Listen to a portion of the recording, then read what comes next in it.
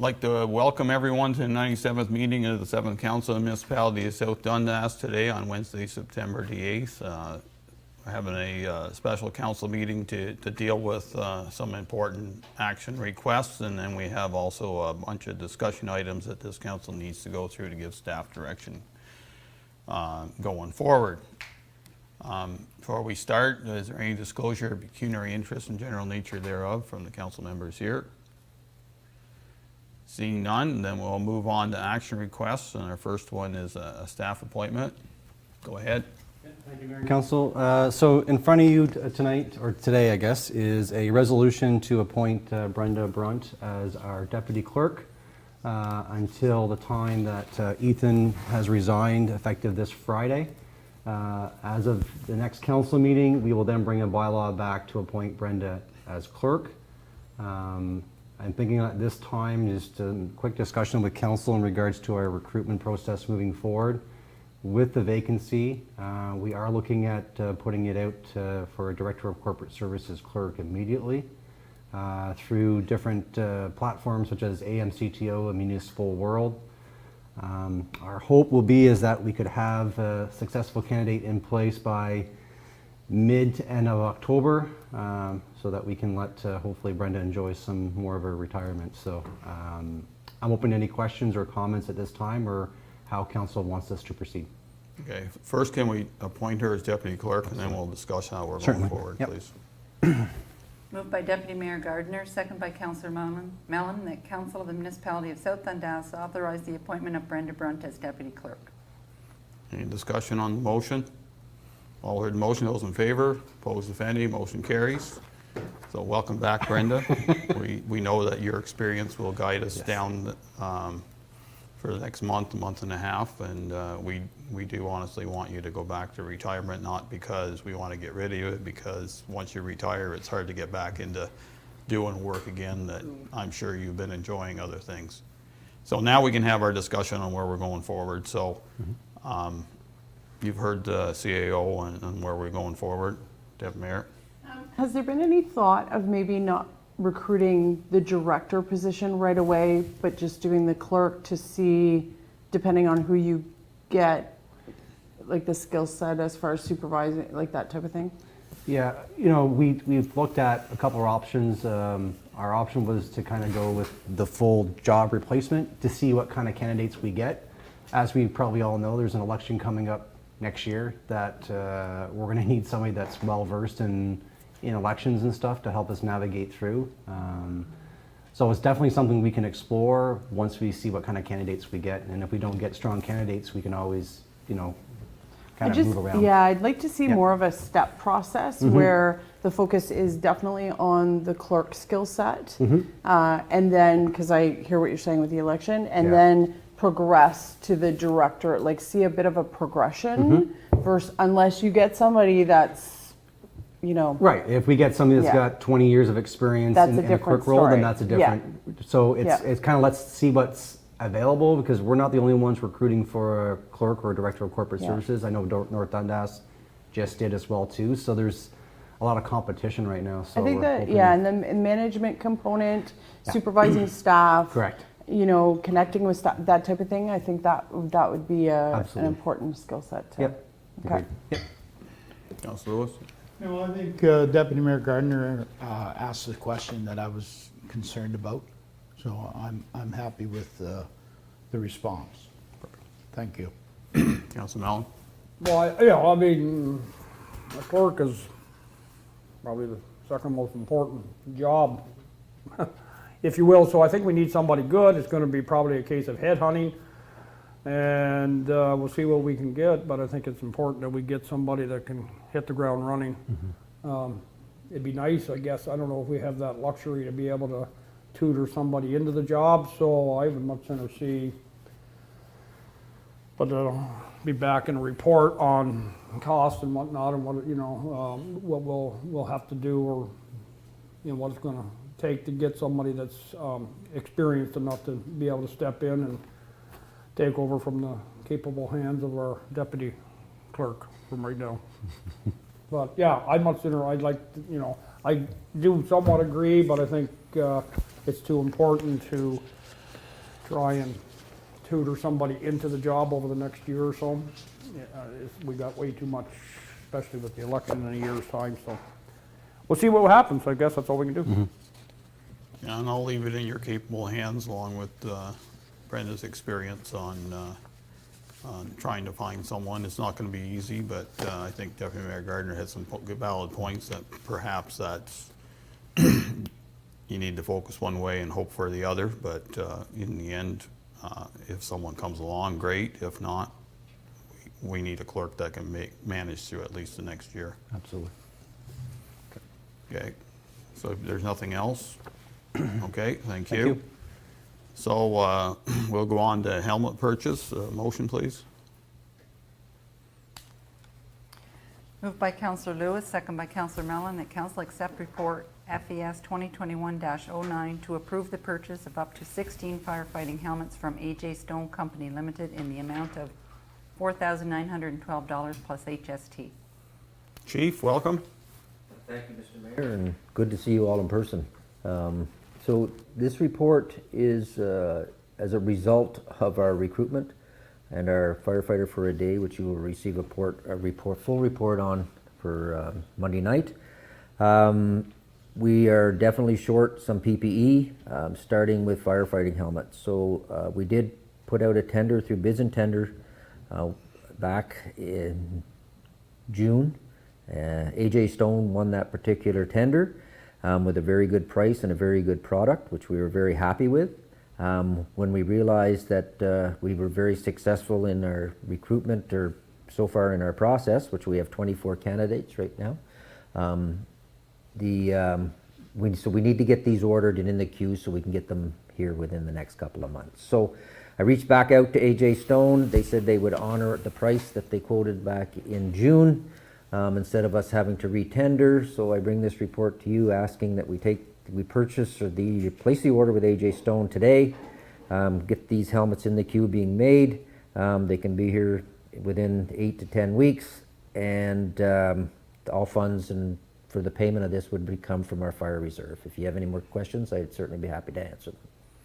Thank you, Chief. And I will make a comment on the firefighter for a day recruitment process. That as much as it was probably one of the hottest days of the summer, there was a lot of enthusiasm there, and I do thank the chief and his staff, especially Deputy Chief Hunter, for initiating it and making people aware of what's involved, and if it was an opportunity, and by today's resolution, it sounds like it was, so that's a good thing, and maybe it's something we need to do in the future, but you got the big follow-up now, and hopefully we'll have some good recruits out of it in the end. It's one thing to go to a firefighter for a day, but then it becomes a bit more than a day. Then they have to understand that we certainly will welcome them, but it has to be part of their life skills and planning too. So, Mayor Gardner, any comments? Nope, this is great. Nice problem to have. So, yep, no issues. Councilman No, I Lewis? have no questions. I was simply shocked at the participants that day. I couldn't believe so many people come out to want to be excited for the day. And I have no qualms with this. Councilman Mellon? You had mentioned, Cameron, that it takes 6 to 8 weeks to get the helmets.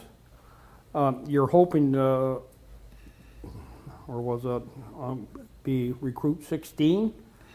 Like, is that a sort of a firm number? The reason I'm asking, I have no problem with buying the helmets for them. Obviously, they got to have them. I just don't want to see us, buy 16 helmets and we only get 10, recruits, and we have 6 helmets sitting on the shelf for, that's my only concern. I mean, if we have 16, if we need 18, buy 18. But So thank you for the question, Councillor. So we've put that into our thought process too, is of how many we are actually going to use. So we don't have any of these sitting on the shelf and the clock ticking, because they can only be used for 10 years. We believe that 16 is the number today. We're looking at the candidates and what we have. We have orientation this week, this Thursday night. I'll probably back up. I'll wait till Friday before we talk to AJ Stone about ordering these, just to make sure that we do have enough of commitment from this group of people. And then we have our aptitude test next Thursday night, and then they start training. So that's been part of our process since the beginning. Like you say, we don't want these things sitting on the shelf and the clock ticking on them.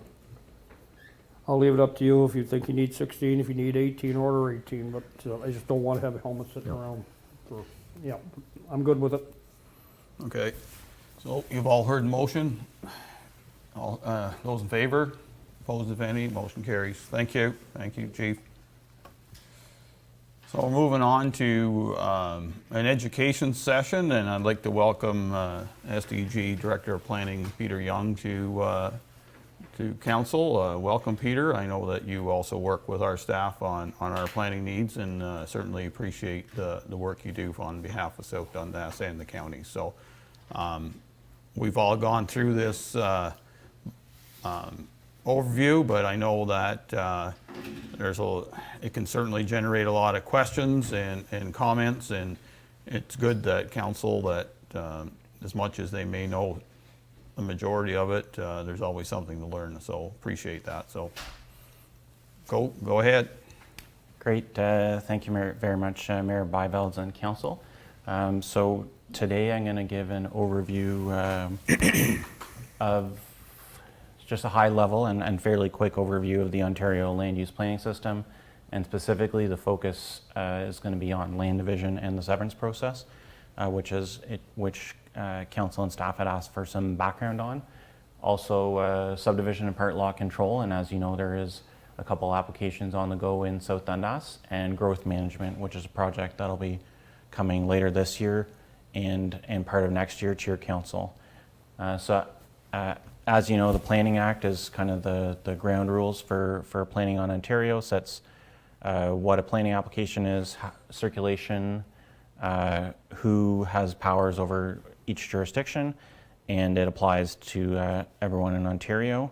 The provincial policy statement is the rules that any planning decision, any advice that we give to council, any comments from council to the counties, it all says right in the Planning Act that these are the Ontario government's policies. It promotes direction on protecting agricultural lands, promoting hamlets, and any decision in respect to authority of affects planning matter shall be consistent with the provincial policy statement. So each municipality has their own interpretation on the ground level, what's best for the community, but at the end of the day, there are some pretty hard rules, especially in relation to resources, agricultural land, that everyone has to follow. The Sdg Official Plan, so there's one plan for all 6 municipalities, and it sets the objectives for development for the next 20 years. There's policies on settlement areas. Any development application has to conform to the official plan or would need an official plan amendment.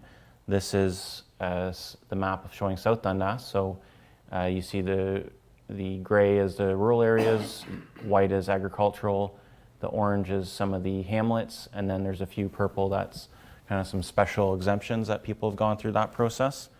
When you get into an urban settlement area, it gets a little bit more detailed. You have your employment areas, residential, commercial. This is just here in Mooresburg, just an example. And then within the county official plan, there's several types of official plan amendments that are considered each year.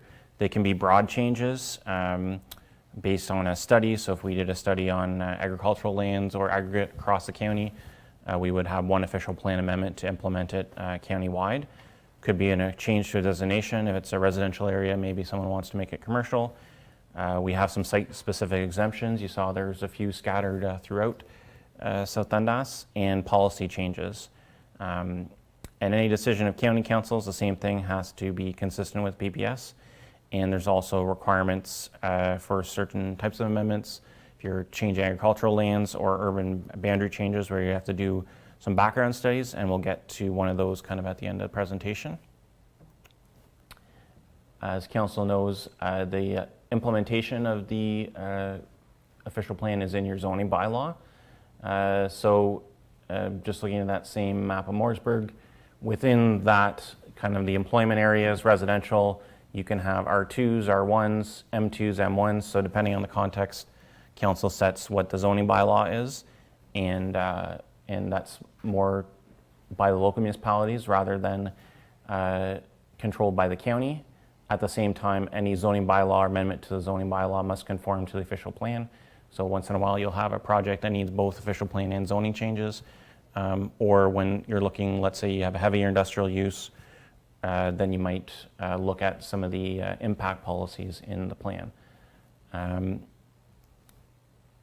sometimes when we get into these applications, we have concurrent ones. So we have a severance at the county. They might need a zoning bylaw as a condition of consent. So I find the key to managing that is communication. So we have pre-consultation with our local municipalities. We meet with the applicant before they've even applied. They kind of know where the county and the township staff stand.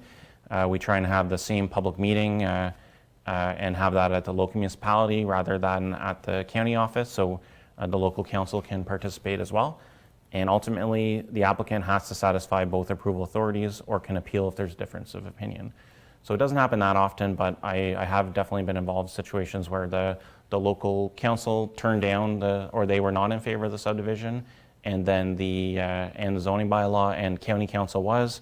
So you had a debate, and each party hires their own planners, but generally we try and work together and deal with much of the process up front as possible. But it can happen where there's a difference of opinion, and at the end of the day, the applicant can appeal if they don't agree.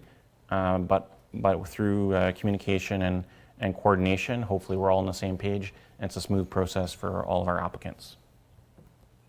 So, yeah. I think there's sections here within this. If there's any questions from council, I think we should hit them as we go along, and then wait to the end. So, because there's a lot of stuff here, and there's no doubt that you're doing a good job. But you kind of remind me of the computer geek that looks at the computer and fixes it, and you're sitting there, what did you do? And say, well, I just did it, right? Because it's second nature. So, any questions from council on Peter so far? Go ahead, Councillor Mellon. Yeah, I know we went through this, and I've been there. Is there any, in the hamlet areas, the residential growth around some of our small hamlets are limited because of the zoning. Is there any wiggle room in there?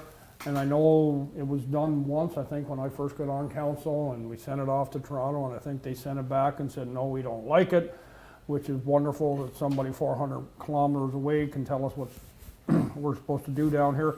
It's just that I would like to see, and maybe it's not possible, the small hamlets in our rural areas be able to have a little bit more growth room, because right now they're pretty well strangled off, with agricultural land around them.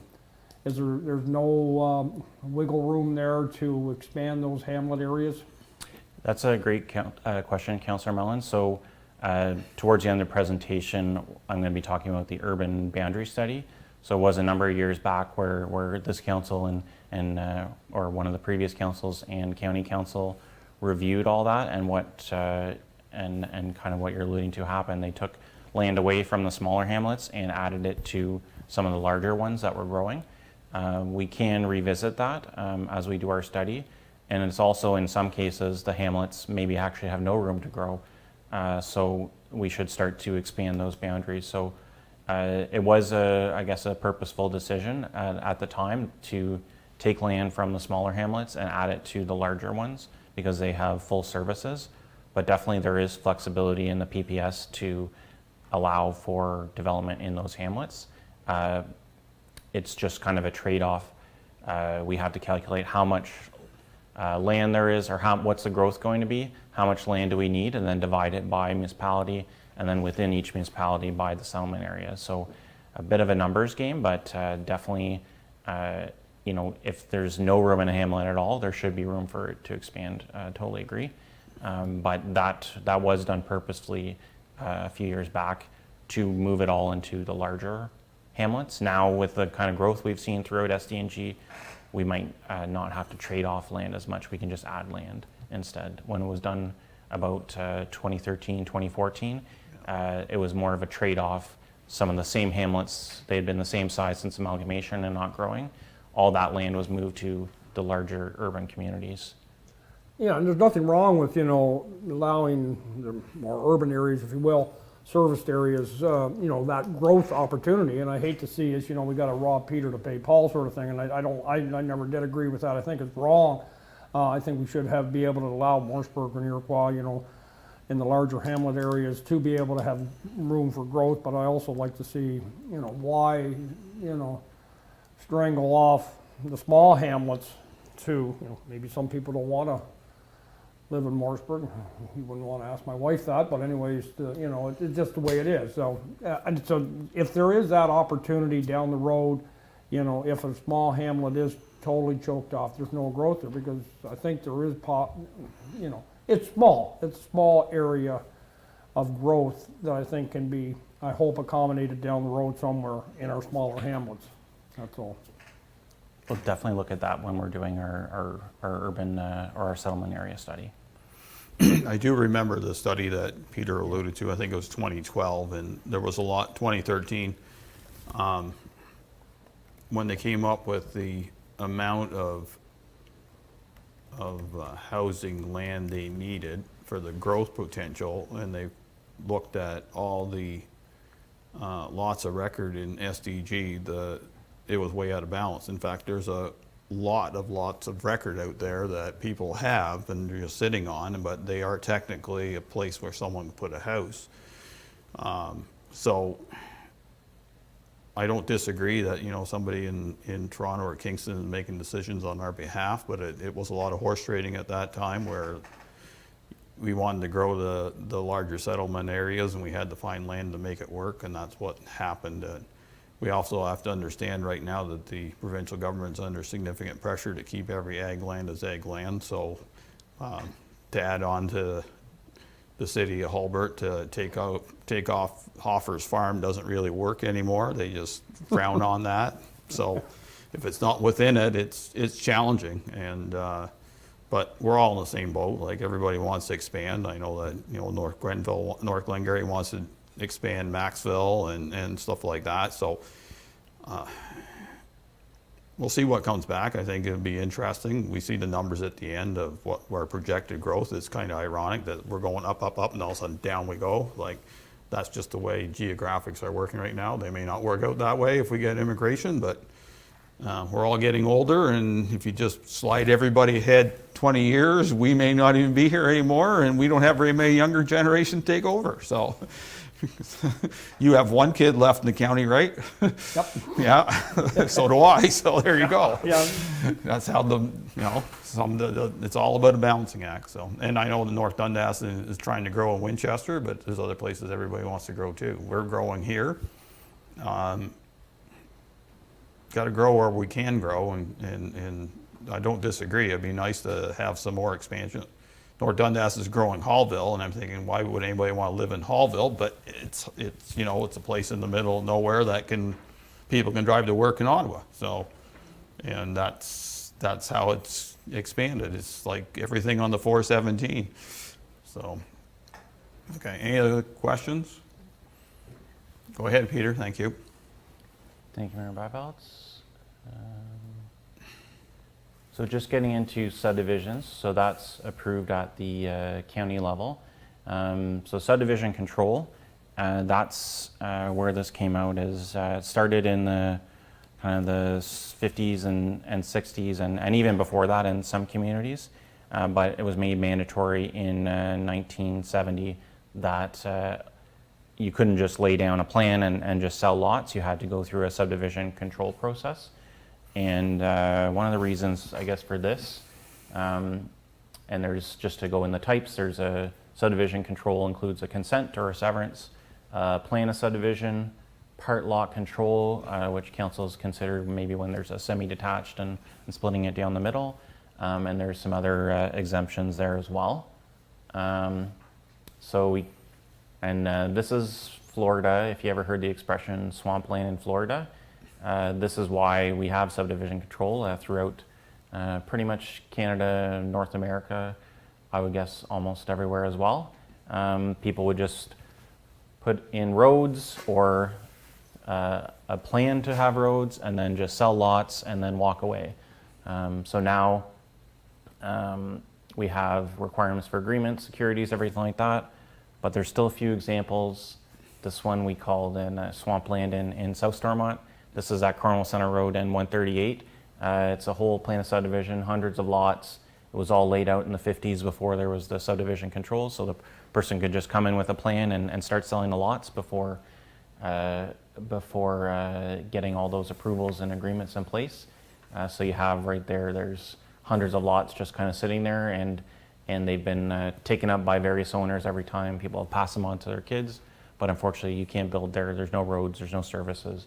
It's just a plan of subdivision sitting out. And it's not even far from the Cornwall boundary in 138, but this is kind of one of the reasons that we have subdivision control. A lot of times you say, well, this is a lot of red tape if I just want to adjust my lot line or I want to give a few lots to my kids. But unfortunately, there's been lots of cases throughout Ontario and in the rest of North America where people have been scammed or people have done developments that didn't work on the ground. So this is just an example locally, but hopefully we won't have too many more of these. But you do have once in a while some old subdivisions that have been sitting on the books for years. So anyone that wants to sell a portion of their land or lease for longer than 21 years needs consent to sever. And that also includes if someone wants a right-of-way, an easement, or they want to adjust the boundaries slightly. The most common types we get: new lot creation, lot additions, easements, and right-of-ways.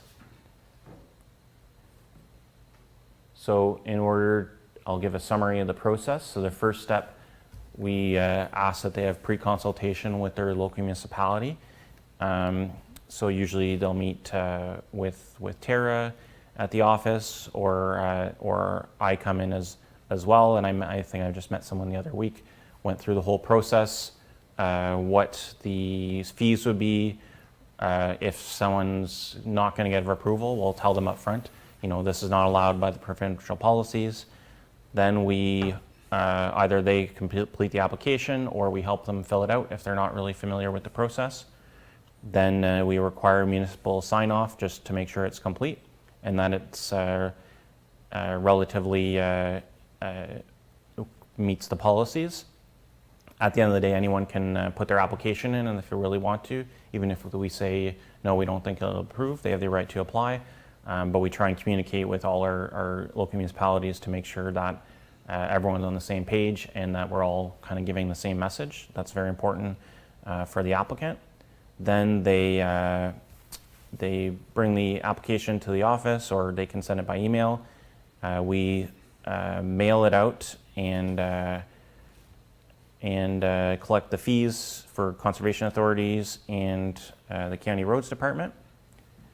Wrong way.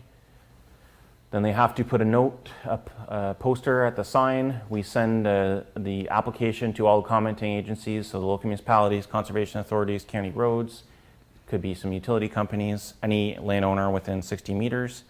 And then we get all the comments, and the applicant can review them before they have their severance review meeting. And then after that, we schedule our review meeting. I think the last one we had 30 or 40 applications and about 15 people that came. Some people are coming because they just want to see what happens and ask a few questions. Other people come because they're opposed to their neighbor's severance and they want to put their point of view. So we have like a hearing. We've been doing it online, but now they can come in person as well. So, as a result of that, we can adjust the potential conditions, try and make compromises with the applicant and the neighbor that might not agree. At the end of the day, though, we're required to make a decision within 90 days. So we make a decision. The applicant has the opportunity to appeal. They have 1 year to meet the conditions. That's changing with provincial legislation to 2 years shortly. And once they meet all their conditions, they might need a zoning amendment, they might need to provide some road widening, they need a survey.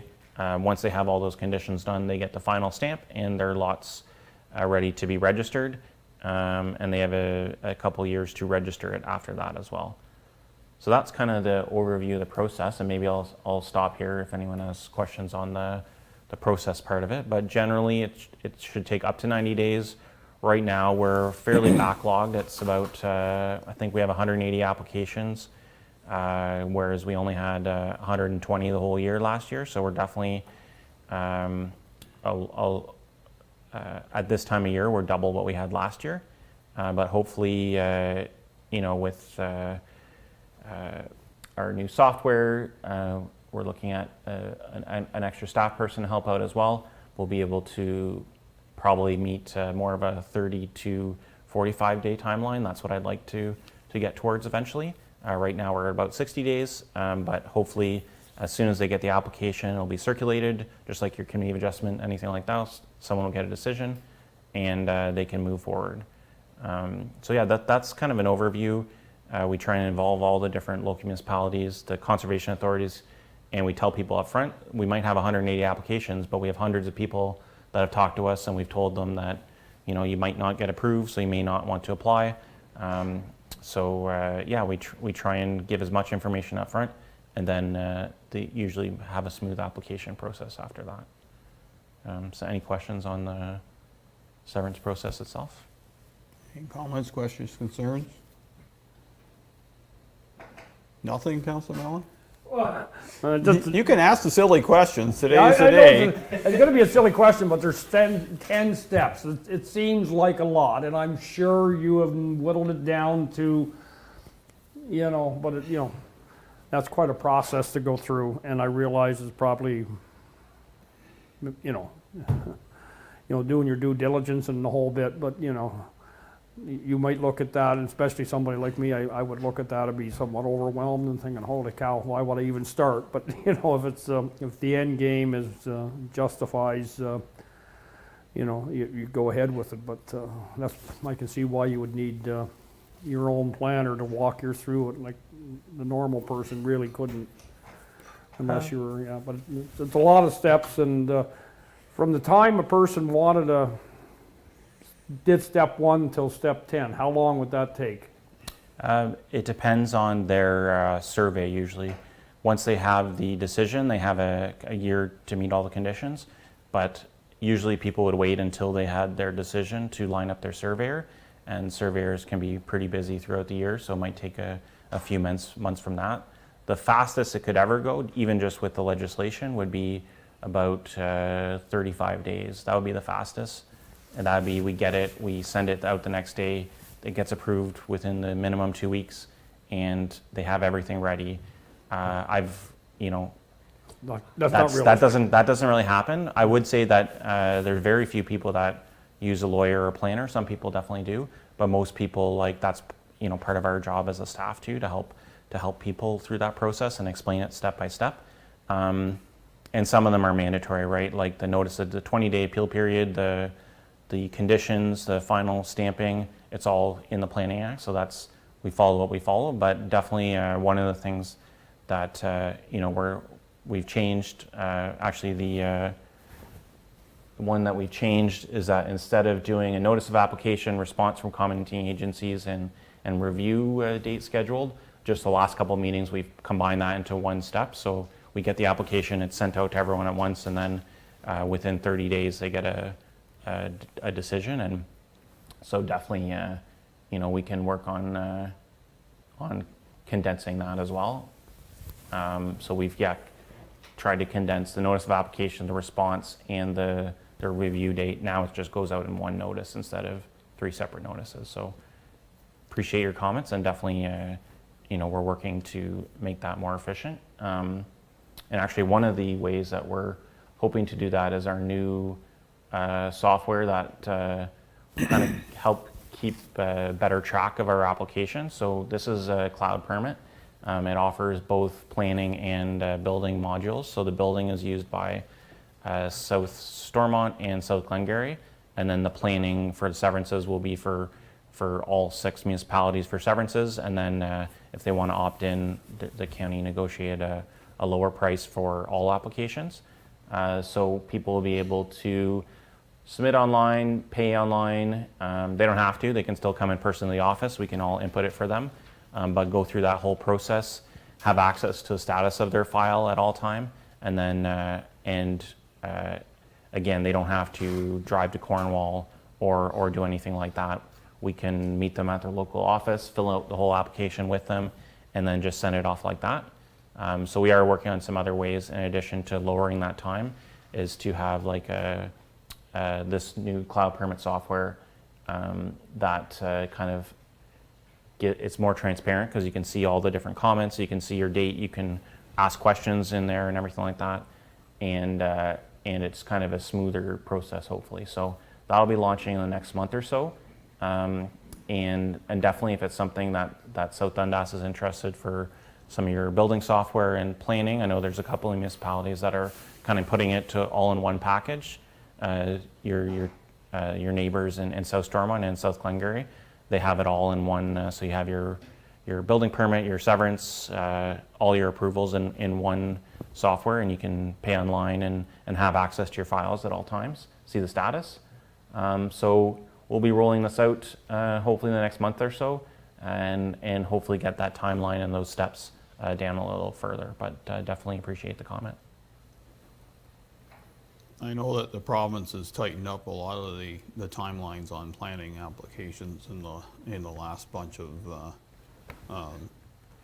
bills and legislation they threw through, so I think it impacted this too, that, you know, there is a process that has to be somewhat respected, because as we all know, if you rush things, usually the end product is exactly the rush thing you don't want. So especially this day and age that everybody's busy, and as Peter's alluded to, getting a surveyor probably be your biggest challenge. But and you don't want to do that till you know you can do it, because that money is gone once it's gone. Question I would have, Peter, on the commenting authorities. I know that South Nation is involved. Who else is involved that can make comments per se? And the reason I bring this up is, and this may be old news, but I'm not sure how old it is or how new it is. I went through a severance process. It was probably the early 2000s. Where my brother, that was before the official plan went through, because I'm pretty sure he couldn't have done it now, because he bought a piece of bush off me on ag land. But through the process, I had a house that was on the property, and they were just as concerned of everything that was on it, septic, wells, whole 9 yards, versus what this piece of plain nothing was. And we were all commenting, how did they have the right, just because all of a sudden we're doing a severance, they can inspect all the wells, inspect the septic, the whole 9 yards, to make sure that's going, but it has nothing to do with the severance, which is 1,000 meters away. Does that still happen? Thanks for the question, Mayor Byveld. So it's definitely something that when we're reviewing all the comments from agencies, that we have to take into account. What's reasonable, what makes sense for the severance. I know for the township, the local municipality comments, one of the things that we look at a lot is that you're also doing things like splitting two different roll numbers and changing. So one of them, you know, that would always be, it's not necessarily a land use planning issue, but keeping the taxes up to date. We're splitting this into separate accounts, even though, does this really have anything to do with the severance itself? Maybe, maybe not, but one of the common condition is paying all the taxes. We're creating two new roll numbers, let's close off this account. One of the ones for septic is to make sure, okay, now you're putting a new lot line there, make sure that the new lot line has all the space you need for even the retained lot. Nothing's really happening there, it's already been developed. But for any future things happening there, they can replace their septic system. There's enough room for a new septic system for the separation from wells.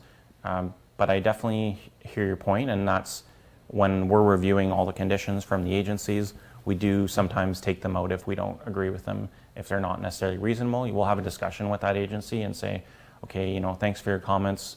You know, this is maybe important, but it's not necessarily related to the severance. At the same time, it's definitely used as a tool to kind of clean up properties and make them, at the time of being split, compliance with the zoning bylaw or other bylaws. So yeah, we get comments from, you know, CN, CP, the hydro utilities, MTO, and we don't always include every single condition. That's kind of our role as the approval authority, what's reasonable, what makes sense, and sometimes we see conditions that, you know, they could be overkill, and sometimes the agency just throws the same condition they throw to everyone and says, this doesn't make sense for this property. So Yeah. I definitely hear your point, and that's something when we're looking at, and if the applicant's objecting or we see a condition we don't necessarily agree with, we do take them out or modify them at times as well. Okay, So, could the applicant make comments during the review that, you know, ask questions like in that situation, and I'm being a little bit more personal maybe, but I can understand that where the two lots are side by side, you want to make sure that this new lot can handle a septic when this one's sitting here or you know, but when there's space involved, and you know, we couldn't do the severance today, but you could still do severances and stuff like that. You still, you know, I always thought it just that at that time it was actually the health unit that was responsible for that. So it was their in, you know, all of a sudden we got, oh, we can fix that problem. Well, I understand landlord should fix the problem, but maybe that might cost them 20 grand to fix the problem. We fixed it. We just did what we had to do. But I mean, it was just one of those things that made me really question why they had the opportunity to do something that was far off the severed piece. And if you can bring common sense into it, that makes logical sense in my opinion. definitely agree. And when people don't agree, like they'll get, before the meeting, they get all the comments from the agencies before that. So there's an opportunity before the meeting for them to submit comments, and we don't make a decision right at the meeting. We make it within 1 or 2 days after that. So if they raised comments at the meeting, we can kind of go back and rethink things. We actually just had one in South Dundas actually where it was one neighbor had requested conditions and the other one, and we felt it wasn't related, and we spoke with the municipal staff and we felt it wasn't related. At the end of the day, we didn't include the condition the neighbor wanted, and they decided to appeal, which is their right. So ultimately, people can appeal, and if they really don't agree and they really want to push it, and definitely we respect that. But I think that was an example too with a drainage issue in the area. We felt it was more of a broader issue, not necessarily for the severance. So we didn't include the condition, but the person wanted it, and at the end of the day, they can appeal that too if they don't agree. So definitely that's something we think about for each decision. Don't want to put too much on it if it's not related. Well, and I sympathize on that because, you know, not all neighbors get along, and I'm sure you see applications with comments on them and say, I just don't want that neighbor there. Not saying it per se, but finding anything for an excuse to try to stop the severance. I know that some people like keeping what they consider pristine land, but, you know, if it can be a lot of record in the end and do it legally, then it's kind of hard to stop it too. If someone wants to appeal it, go for it. That's fair enough. I think everybody has that right to appeal, that's for sure. So. Yeah, and we try and send a letter if a neighbor disagrees and they put in some comments. We send a letter to them to explain why we made our decision and a copy of the decision, or we have a phone conversation or meet with them as well. And one other question I have, some councils, including councils in SDG, have actually make comments during council meetings on severance applications. I'm pretty sure South Glengarry does it, and I don't know who else does it. Is that, like, what's your opinion on that? It's never been done here. It's been always delegated to staff, and the process works. We don't get any comments back from others, but as I said, others do it. So what's pros, cons?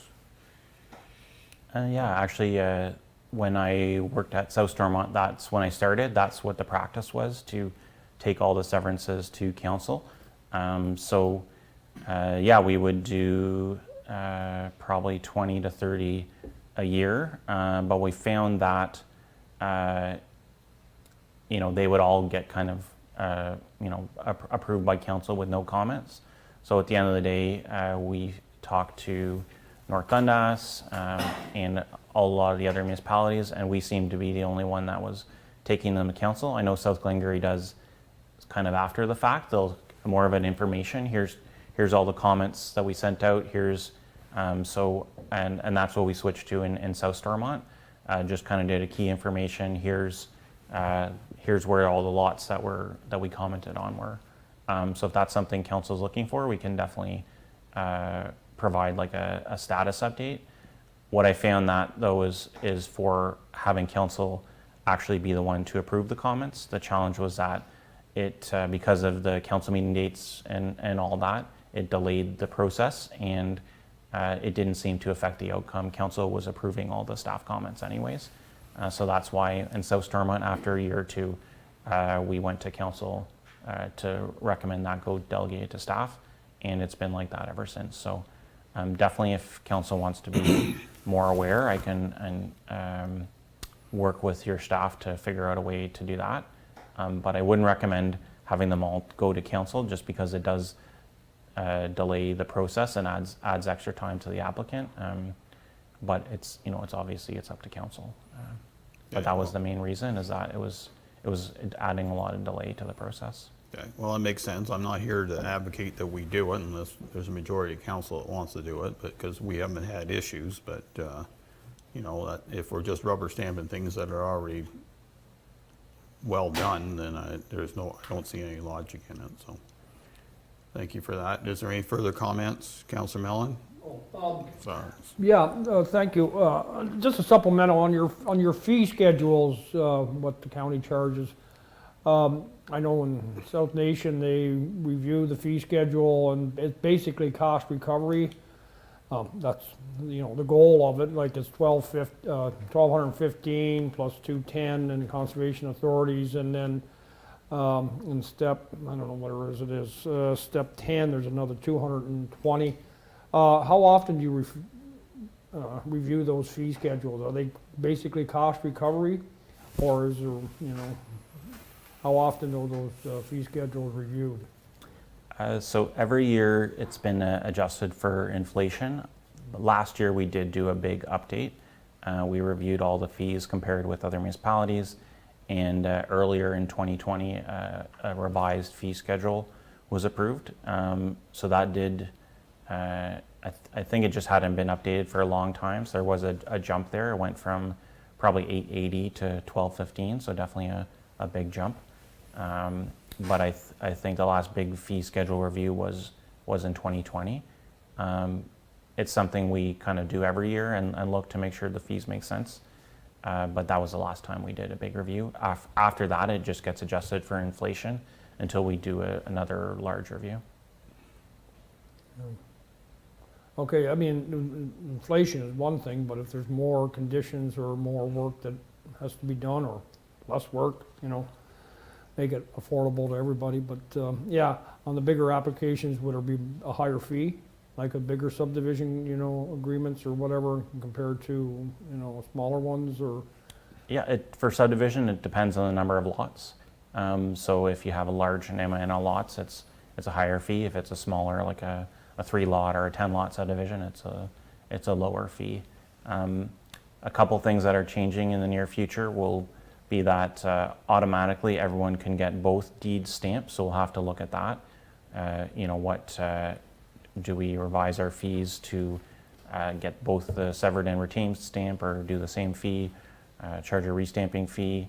Another one I'd like to look at is when we do concurrent applications, so someone's submitting, let's say, 2 new lots and a easement on their property. Right now, it's all 3 separate fees, because it's 3 separate applications that all need to be mailed out separately. But can we look at reducing that? So if someone's doing, because we're only going to the site once, the agencies are probably only sending 1 comment. So that's definitely when we're looking at budget for 2022, that's one thing I'd like to look at is, are there ones like a concurrent application, so I'm not paying 3 times the same fee when really it's only one review. But definitely Thank you. we try and look at those every year. They were reviewed by, as Peter alluded to, by county council. I remember that staff report, and yeah, the fees had jumped quite a bit. That was before Peter was officially on, but we make sure that they're fair and comparable and fully cost recovered. So yeah, there were some big jumps because it hadn't been done for a long time. So, Councilor Lewis? Peter, you said whenever somebody comes to do an application, I'm just a little foggy here on this one. And you come out and say, well, that's not going to go through for certain reasons, and they fill the application out anyways. Now, they appeal it. Is there ever a percentage that it is reversed, the decision? Or? Not that I can think of through just being kind of when I was at South Stormont and thinking of the different severances that went through. Generally, I know there was one that they appealed because they didn't like the shared entrance or the condition on entrances from the county. So it did go to the tribunal, and the county was successful in defending the decision. In my job before that at Frontenac, once in a while, if you had, there's some fairly strict policies for waterfront development, but this is just our opinion because it was our recommendation, but the member or the tribunal member thought, the policies were kind of overkill, so then they struck down a decision. But generally, the county's been successful in defending any decisions that I can think of if it ended up being refused.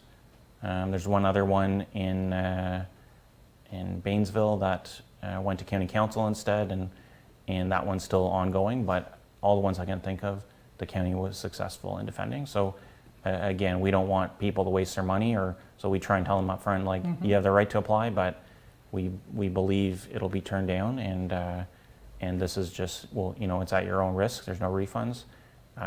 But so far, the county's been successful defending those. That answers my question. Thank you.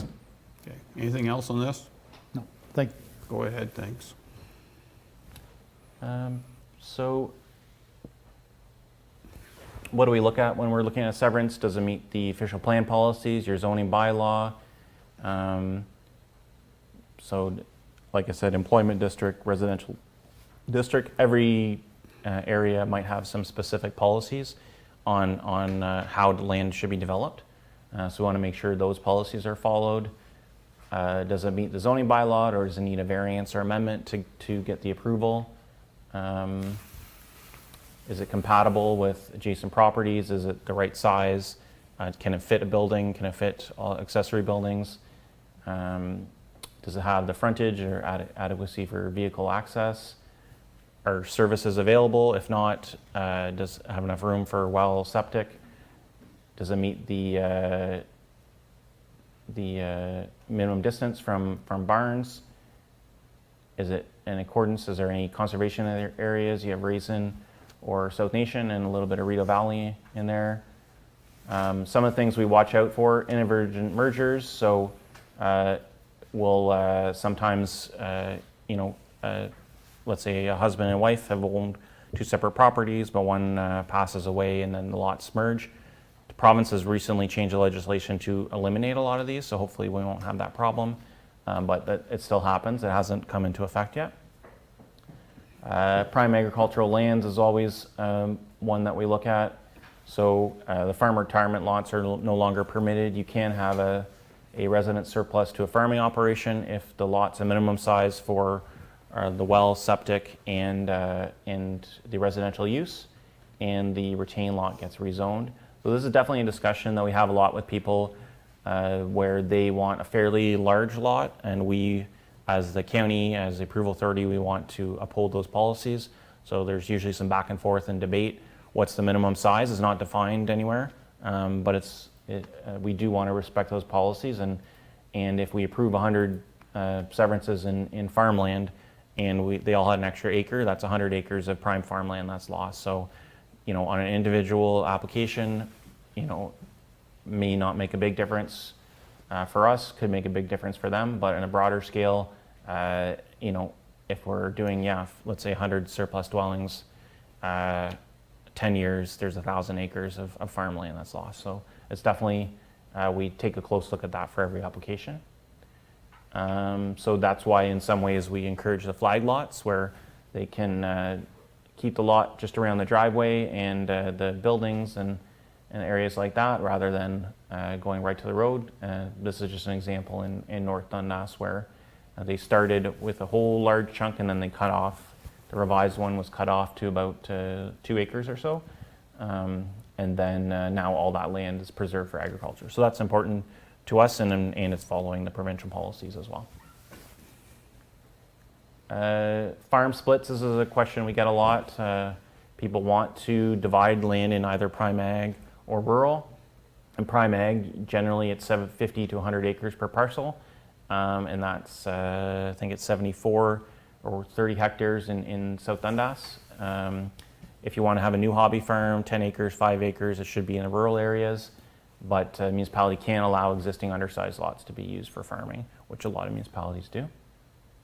Again, I'm sure you're familiar, the county roads and the MTO are primarily for traffic movement, and there's limited entrances for those. So that is another one we ask people to pre-consult with. There's your influence areas, your landfills, your quarries. If they're within one of those areas, they may need to do an impact study, or they may not be allowed to do severance altogether because of the impact on residential development. Your hazards, your organic soils, and just a few more things there. Site plan control, if it's commercial industrial development, might be required, and they might need a record of site condition if it's changing from a, let's say, a more contaminated property or commercial property to a sensitive use like residential. Like I said at the end, the most important thing is pre-consulting. You don't need a lawyer. Look at your easements ahead of time.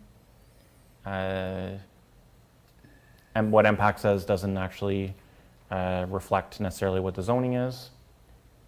So what's the role of South Dundas? So the local municipality is a key commenting agency. So every time we get a severance, we send it to Public Works, to Drainage, to taxes, building, planning, and then so I'll send it out. I get all the comments and I put that in a report and have Tara or Nicole look at that before it goes to our admin assistant. And then we take all the other comments from the conservation authorities and we can decide to approve or refuse. I think the consistency and transparency, everyone and knows lots of people throughout SDG. So having that consistency and transparency, so it's not, oh, my neighbor got approved for this, or guy down the road got approved for this. We need to be consistent in our decisions. Again, refusals are relatively rare, maybe 2 in the last 5 years or so, because we have that pre-consultation process and work closely with municipalities. We try and discourage people from applying if they won't get approved. Can quickly go through subdivisions, Section 51 of the Planning Act. It's similar process to severances, but a bit more involved. So we have a formal, instead of just meeting with the local township, there's a formal pre-consultation with all the applicable agencies involved. It's because they usually have to do studies. We talk about the scope of the studies. Let's say they have to do hydrogeological, how many test wells should they drill, how many test pits for septic. They submit all those studies, then we circulate the application. It says, this is an older graph, it's 3 months, now we give 30 days, so we've knocked that down a bit. And then we have a public meeting at the township. So we had the meeting, let's say for the one in near Iroquois. Then after the public meeting, it'll go to the council for their comments. And I believe all or most of the subdivisions, they do go to their council first. Severances are delegated to staff, and most of the townships and local municipalities will go to their council for a position on subdivisions. Then we have, it's 120 days to make a decision on the subdivision, and then there's an appeal process. What's changed recently is that only the landowner, utilities, municipalities can appeal. The public can't appeal subdivision anymore. So that's definitely different. Then they have 3 years to meet their conditions, and those can be extended. So definitely it's a more extensive process because of the impact, especially on private services. So that's definitely takes longer, but at the end of the day, there's more lots being created, and actually, if you look at the fees, they're lower, just because whether it's 20 or 30 lots, it's pretty similar review process. But yeah, subdivisions supposed to be within 120 days. Your key tools, which South Dundas is ahead of the game. You have your subdivision agreements, your lot grading process, your development standards, your security. So all this stuff I believe you already have. You have your vision for your municipality and your standards, you protect property. You have development standards that the applicants can already look at. So South Dundas is well prepared in this in having those key tools for subdivisions and larger site plan developments through those standards. So Peter, I do have a question on Yeah. subdivision and consent severances. So if you live in you're in a rural area of the municipality, this side of the 401 yet, in most places, at what point, and you want, let's say, do not necessarily a ribbon strip, but you've got enough control that you can do a bunch of lots on a road frontage. At what point are you beyond just severance and then you get into subdivision, and how much more work that it will entail? So usually it's more than 2, like it's 3 or more becomes, or depending on the area, like it can vary rural or urban, but usually it's around more than 2 or 3 is required to go through plan subdivision. The lowest we have is probably we have 5, 8, 11. So we do have some smaller plans of subdivision. Now there is a policy in some of the rural hamlets where if someone wanted to do severance and did a grading plan and there wasn't too many constraints, they could potentially have more severances than that. But generally, I can say we have a lot of 4 or 5, 3 lots, the one on Lakeshore and Dr. Stevens. So we do, the trigger is usually more than 3 new lots, 3 or more new lots. So you can do 2 plus the retained and have no problem. If you want to do 3 or more, then you need to go through plan of subdivision. And that's a cumulative. Like, I know a property that the house is still there. They had a piece of property they can easily take off, and then they created 2 lots. Do they have more land extending? If they wanted to do the rest, they would have to go through a plan of subdivision. They can't start picking 1, 1, 1 to get to where they want to get to. Yes, there's a separate rule in the official plan that a lot of record that exists as of, it depends on the municipality, but for South Dundas, I think it's August 18th, 2006, they can have up to 2 severances. And if they wanted to do any more, it'd be through plan of subdivision. Okay. And I think that's important to know that, it's not as easy to do, like, I'll do 1 today, 1 next week, and, to avoid what you want to avoid, but they can understand that you don't want a series of lots together and they haven't done it right, and all of a sudden there's water issues, septic issues, because they haven't done the hydro-G work to make sure everything works.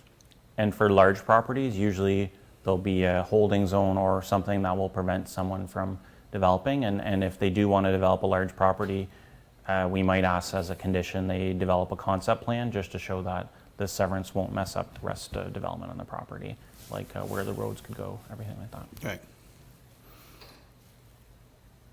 Question? Go ahead. You put your hand up. I can't. Yeah, I knew what was coming, but I can't sense it all the time, Councilor Mellon. Pretty good, but Has, I know with the land classifications within Sdg, I know there's a wide variance within South Dundas in land classifications, type of soil. Has there been any push onto getting those soil maps updated?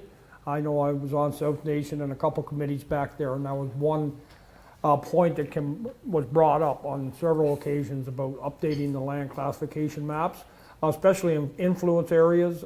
It could have a big effect, maybe on nutrient management, not so much for manure storage, but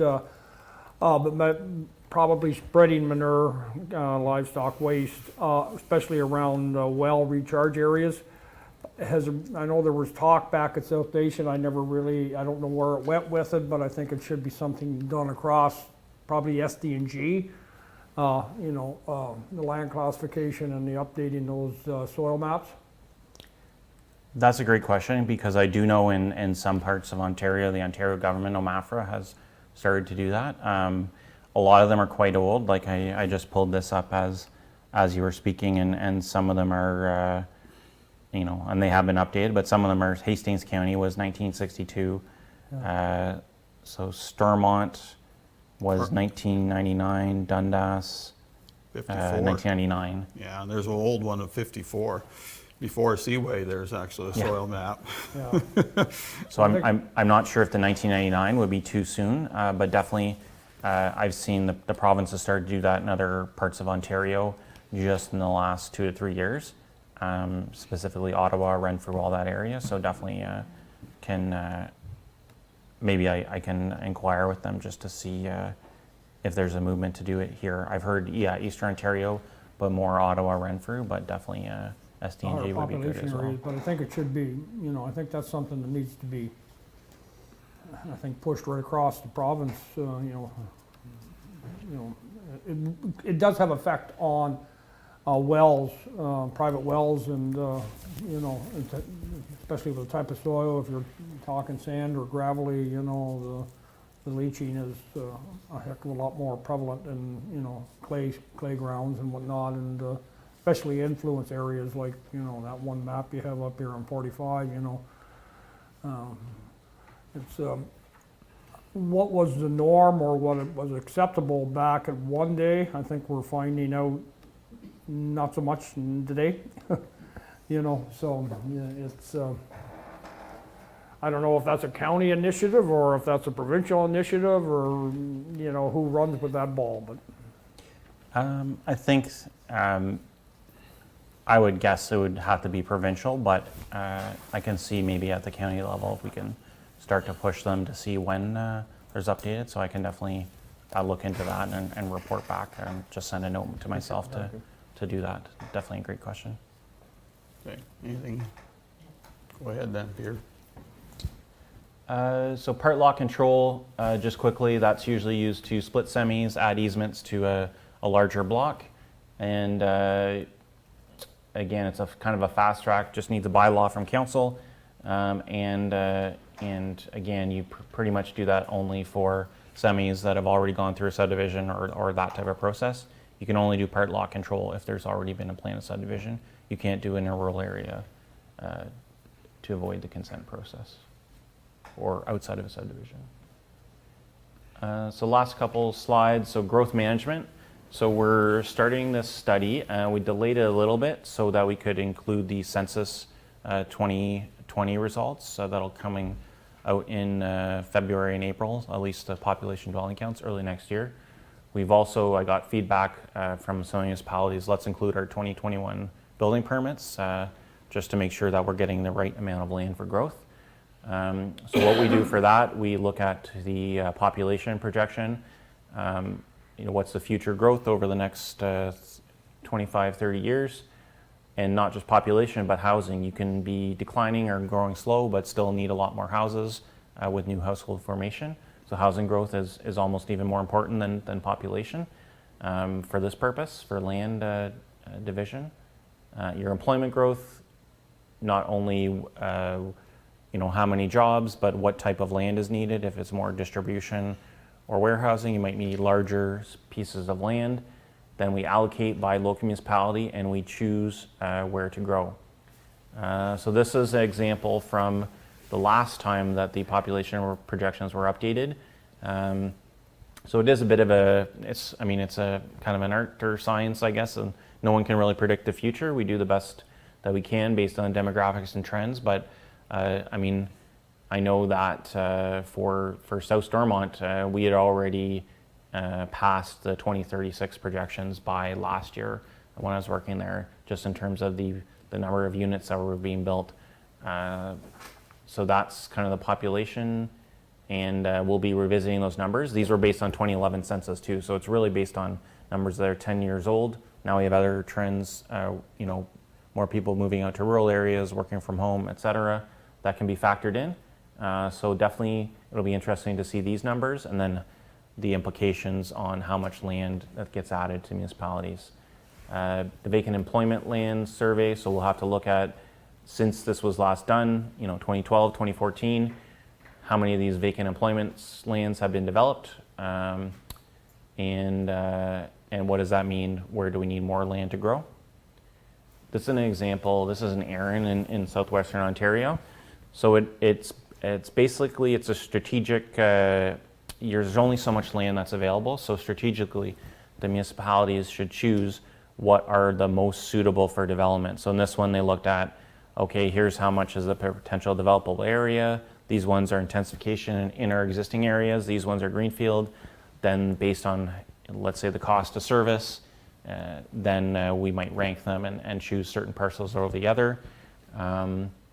So like an example, if we look at Morrisburg, well, with the Dutch Meadows, you have sewer, water all over there. Maybe it makes sense to go north of that. Maybe it makes sense to go grow more to the west. If you go to the east, then you have environmental lands, you have industrial lands. Maybe it makes sense if there is vacant land for employment there, or even to go further north towards Glenbecker too. So it's definitely a strategic exercise for the councils. And I mean, the goal is it'll be approved by this council and by county council next year. So stay tuned. It'll be some very important decisions that'll shape each of your communities for the next 20 years. We do revisit it every so often, so they're not set in stone, but you know, it can allow for new growth and development. So it's a very important decision, and it has cost implications too, right? If an area that's chosen is harder to service, costs a lot more money, houses will be more expensive, maybe utility rates will be up, things like that. So it'll be an important decision that you'll be considering within your term. And we'll need an official plan amendment at the county level, and then zoning bylaw within 3 years. You can put them all as an R1 and just wait till you get a proposal, or council can choose to pre-zone some of the lands to have it more development ready. The last study that we're working on is our natural heritage study, which hopefully will be county council in the fall. So that's looking at, out of all the areas, what are the kind of core natural areas that we need to protect or potentially purchase land in. So you can see, you know, throughout Sdg, it's kind of like an east-west angle with the wetlands, woodlands, and areas that historically haven't been farmed. So this will be a strategic document for both county council and local councils in making decisions if you want to purchase land or you know, look at bylaws to protect natural areas, or it can just be more for information whenever you get an application to say, okay, maybe this area should be for parks or preserving woodlands or wetlands. So this kind of will be a county-wide study, and we work with Prescott Russell as well to kind of put some linkages together. There's a lot of farming area, especially when you get between South Dundas going up through North Dundas and Russell. There's not a lot of natural cover, but hopefully through this study and through land acquisition and naturalization projects, we can improve some of that forest cover and in the best locations. That's what the goal of this study is, to give us some guidance. So that's my presentation. Any other questions from council? Any questions from council at this time? Okay. Thanks for that, Peter. The backyard chicken, that's going to be your presentation too? Yeah, just a short one. Okay. You want a break now? Yes, please. Okay, then we'll have a break now, and you'll do that after the break, please.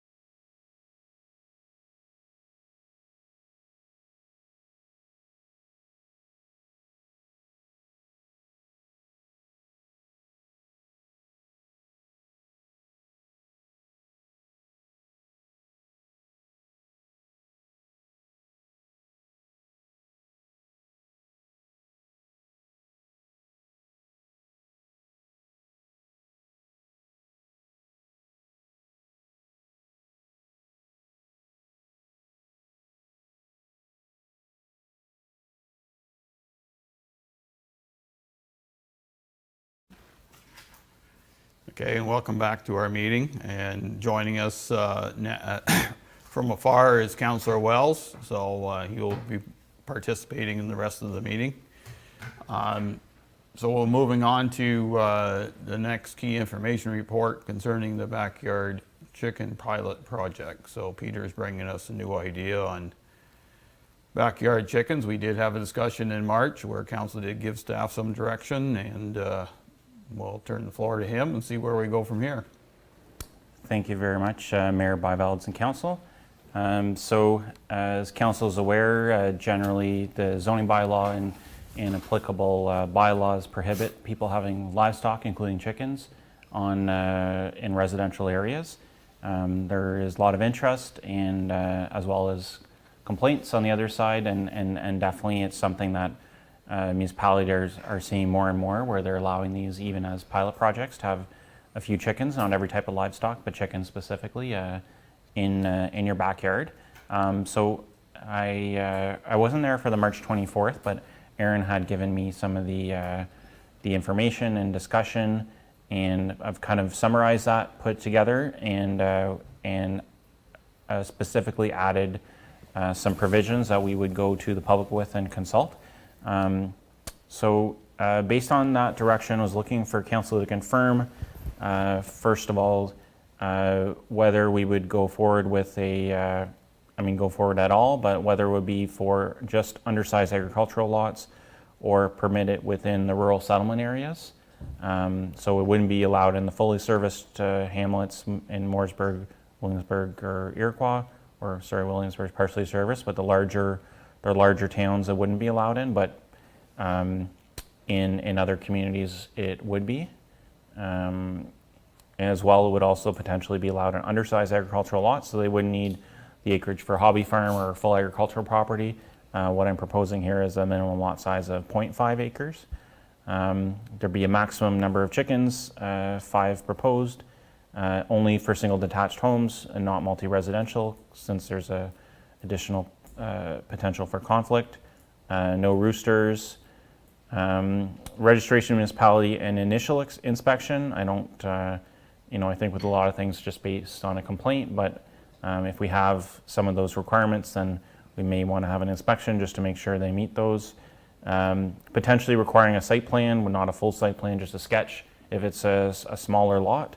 And we just take a more of a generic bylaw with rules with general animal welfare standards. If there's something that would be specific to chickens, or just we could also just use some of the municipality's existing bylaws. But one of those things where it's good to have a bylaw to back up if we do get complaints on animal welfare. So if council gives us go ahead, we'll schedule a online consultation and potentially implement this in early 2022. Maybe the first point of discussion through the mayor, maybe if council was interested in the undersized agricultural lots, or also doing undersized agricultural lots and the rural settlement areas, if that's if could provide any opinions on that. Okay, Councillor Mellon, you can start. Thank you. Personally, I think, I agree with, as much as some might want it in Iroquois or Hamlet or bigger residential areas. I think it causes a problem. So I sort of like option, B here. Permitted in undersized agricultural lots and lots within rural settlement areas. And I'd like to see it kept as simple as possible, the permitting or the application to allow that. When you go down through the different ones that were proposed back in March, it's nice to keep it as simple as possible. Otherwise people just won't abide by the bylaw, and they just won't bother doing it. So my preference is just to keep it in the option B, option 2, I guess, if you will, Mayor Byvelds. Done? No, for now. Yeah, well, yeah, because we're discussing point A first. Councilor Lewis? My mind hasn't changed from the March 24th discussion we had. I really don't think there is a problem with having 4 or 5 chickens in your backyard. Because it's not the chickens that make the noise. We all know that. It's the rooster. But also, if this does go through as a pilot project, these chickens have to be in a cage, not running around in the backyard, because that could get your next door neighbor a little bit upset. So I don't have an issue with residential, but 4 or 5 chickens, no roosters, have to be in a hen house, and that's how I feel on it. Mayor? You know, it's funny, I bought my daughter a Barbie the other day and it had chickens with it. It was like a barnyard Barbie. So the progression with the younger families and folks that are coming here is to want something like that. You know, it's never the animal, it's always the person that owns the animal that's the issue. So, you know, I'd like to see a pilot project. When we talk about growth in our schools and attracting young families and doing all that stuff, this is, you can pick up magazines on the magazine rack and they're talking about barnyard, not barnyard, but chickens in your homestead type of thing. And I mean, my lot that I live on right now, if we went for in town, would be permissible for chickens. And, you know, I'm a good animal owner. I could see that I could have 3 or 4 and my neighbors wouldn't know the difference, to be honest with you. And I've been around chickens. I grew up on a hobby farm. We had chickens. So, you know, I understand the resistance, but I think that if it's an easy application process that folks can apply to, assuming that there's going to be consultation with the Humane Society, because sometimes that's the other power that can be called in to investigate, correct? With animal welfare? The Not OPP, anymore. Not anymore? They let it go. Okay. Oh, that's right. Eh? Okay. Yeah. the OPP potentially. yeah. Okay, so, you know, well, potentially that, right? But, you know, I hate directing things based on the small percentage of our population that, whether we regulate it or not, is going to say, I'm going to do whatever I want. And penalizing the folks like the young families or the people that want to experience that will do it right, is ridiculous. So I haven't really changed my mind, and I'm not saying I get chickens. I'm sure if Reagan had a vote, she'd say that'd be great. But I think that a pilot project, you know, we want young families to protect our school, to save our schools. So what are you going to do? So. Councilor Wells? Thank you, Mayor. I agree with, I like the idea of the backyard chickens and like set out in number B. And I think it's great, and it's not in Morrisburg or Williamsburg, stuff like that. That'll just cause problems. But I like the way Russell Township is having their pilot project. I think it's what I read here is the best one going. It's pretty straightforward. So I would be all for a pilot project, see how it goes. And after a year, we can go and see what happens. But I think it's good. And I know a lot of people that have already, but this way it'll just, we'll make it legit and see what happens. Thank you. Well, I guess I'll make my comments on it, because I wasn't in favor the last time of doing the pilot project, and I'm still somewhat there. Though council's leaning that way, and I can understand why. It certainly, when we look at B and allowing rural settlement areas only, I still have concern with neighbors. Like, it's not the chickens that are the problem, it's the rats and the mice and the feces and everything else that comes along with it. Yeah, only one or two, it's not a big deal, but there is still potential for feed wastage and rodents and everything else causing issues. And this all lands up back in our laps as staff to deal with complaints. We need to make sure that there's enough space, enough buffer around neighbors. Would be my biggest concern. If they're all by themselves and they have the space to do it, then I don't really have an issue with it. There's space, and space is always a good thing to buffer any issues.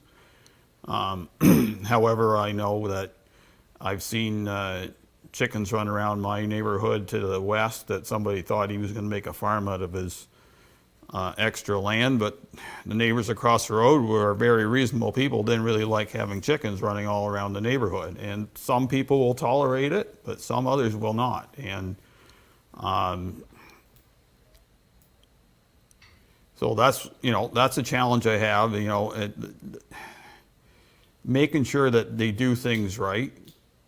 They are just like any other livestock or any other pet. They have to be looked after, and sometimes that looking after isn't all the greatest thing, and it costs money, and they have to deal with it. And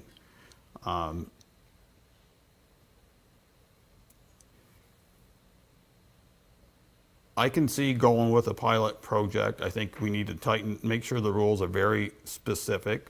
There's also got to be a fee in this. I think if we're going to have our staff doing this work and legroom and inspections and everything else, people want chickens, they're going to have to pay for that privilege to make sure that we have our costs covered, I think. I realize there's certainly enough chickens in South Dundas now, and I don't know, what are the complaints right now from bylaw? Any idea? Not sure. I know we've had a few odd chicken complaints, but nothing. I know the roosters are always a complaint, and that's always a challenge, and I agree that we can't have roosters permitted unless it's actually an agricultural situation, and that makes logical sense. But as long as things are done right and people respect other people's land and boundaries, and if there's issues, they deal with them right away, then that's fair enough. I still imagine that, people have an idealistic way of dealing with animals of husbandry and think this is an easy thing to do, but they need to be aware that they are dealing with livestock and animals, and they need to be doing things right from the start. And if they cause issues, then the issues either A, have to be dealt with, or B, they need to deal with the chickens. So I'm more concerned about the neighbors. I think the neighbors have to be respected, whether they're especially ones that, if you're in a rural settlement area, the next one's right beside you, you got nowhere else to go. If there's space, all that's great, but most of our complaints are from neighbors, not from the people who have the chickens, so we got to keep that in mind, I think. Go ahead. Would you do a public consultation? Well, yeah, that was part I of mean, this. because that's the interesting part, right? To hear back from. Well, I'm sure, but I'm sure, yeah, we need to hear from people. I like to hear from both sides. I'm sure that most people would say, let's go ahead and do it. But we need to make sure people are aware of the consequences of things not going right. And certainly not in our villages. I've had people ask in the villages, and it's the last thing I want. I know other cities have done it. I'm not prepared to back it myself personally. As an agriculturalist, knowing that, as much as I've never raised chickens, there's still everything that comes along with it. Oh, I think part of the consultation process, if you go to, I don't know, Home Hardware, Canadian Tire, and look at the chicken coops that they sell, right, for 2 to 3 chickens, it's still a sizable investment. especially if the wood prices were up like they were 2 months ago.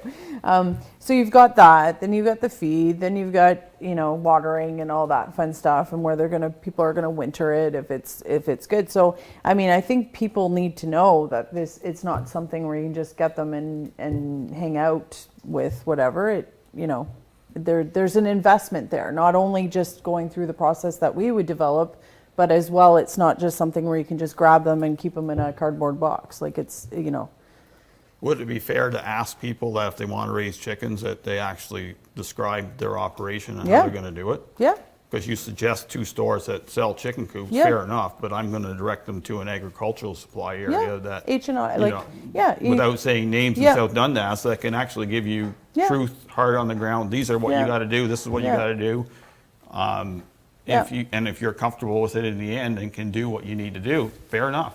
It- But just to go out and buy a bunch of chicks and I'm going to raise chickens And that is- and hope, put this thing up in the backyard and it falls over and chickens all over the place. Yeah. That's just not the right And thing to do either. that is the problem that I have, is the fact that there are people that will do things right, and it's wrong to have them constantly being told no, just basing it on the folks that will not do things right, that are doing it anyway, permit or not.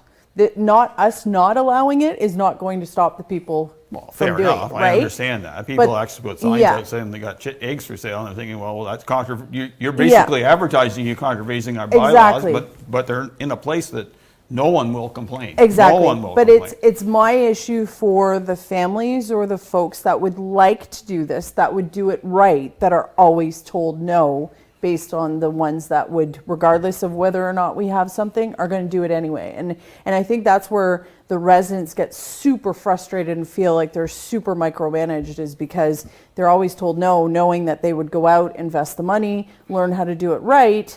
And then, like I said, the people that could care less whether we have a bylaw are going to do it anyway. So I think I'd rather encourage the community, that wants to do it, that wants to invest in our community, that wants to do things right. I'd rather not penalize those folks. That's what I'm trying to say. I don't disagree. Any further comments, Councillor Lewis? No. Councillor Mellon? No, I'm good. Councillor Wells, anything further? No, I'm good, Mayor. Okay, do you have enough direction, Peter, to go ahead with this? I think education is part of the key too, and if they feel comfortable doing it, they have, if they do it right, then not a problem. It's just that it's not, we want to make sure that I wouldn't call it a serious business, but they take it seriously. So yeah, we'll work with the staff and come up with a consultation plan and I guess implementation for probably early 2022. And then those kind of the option B, and those would be the preliminary recommendations, but then the final ones would go to council for approval or refusal with our recommendations based on the public feedback. So probably one of your council meetings at the end of this year or early next year with the results, and then we would roll it out with the education program and a pilot project. I think in this case we said 18 months. If that's, sorry, I opened up a couple other windows here, but I was looking at Russell's pilot project, so I'll speak to them as well to see how it's going so far, because they started, I think, only last year or earlier this year, and I'll provide that feedback to council. Yeah, okay, well, fair enough, we'll give it a try. I'm sure there's going to be, as with everything, there's high interest, and then the reality hits, and it gets there, and then it gets down to where it needs to be, and we'll be all right. Okay, Sounds good. that's it. Thank you very much. Thanks for Thank you for coming having up, me. Peter.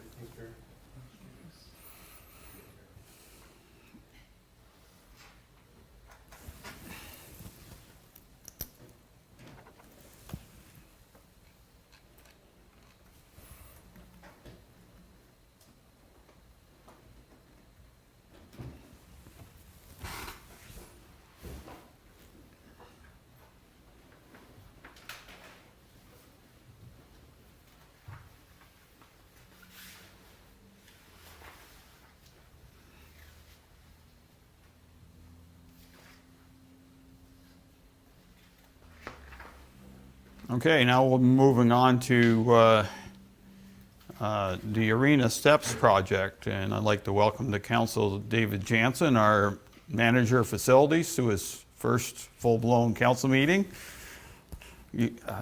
Welcome back to South Dundas. Okay, well, I'll hit the ball rolling then. Thank you, Mayor and Council. So in front of you is a report that outlines some necessary steps or upgrades to the steps and ramp, as well as some upgrades to the accessibility at the arena. Staff is just looking for approval to move forward with phase 1 of the conceptual design using the 2021 capital funding. Oh, just a second here. My clerk is waving because I forgot about the Resolution for his report. It's an Okay, action fair report. enough. My own fault, because I'm used to this COTW kind of format and forgot about the resolution because we're providing direction. Go ahead, sorry.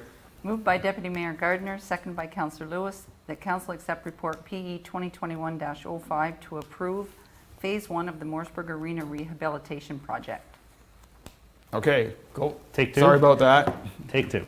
I will start at staff is looking to get some approval for moving forward with phase 1 of the conceptual design work using the 2021 capital funding. The conceptual design phase will provide staff and council with some concepts and Class D costs for implementing the arena rehabilitation. As well, in the report, I've included a little bit of information on remaining phases that will be forthcoming afterwards, so phases 2 and 3. If you have any more questions, I'll be happy to answer them. A second here, I got to see all the reports before I ask the questions. Okay, could you walk council through some of these options that you were looking at and some of the detail that you are presenting within your report on some of the issues that you see?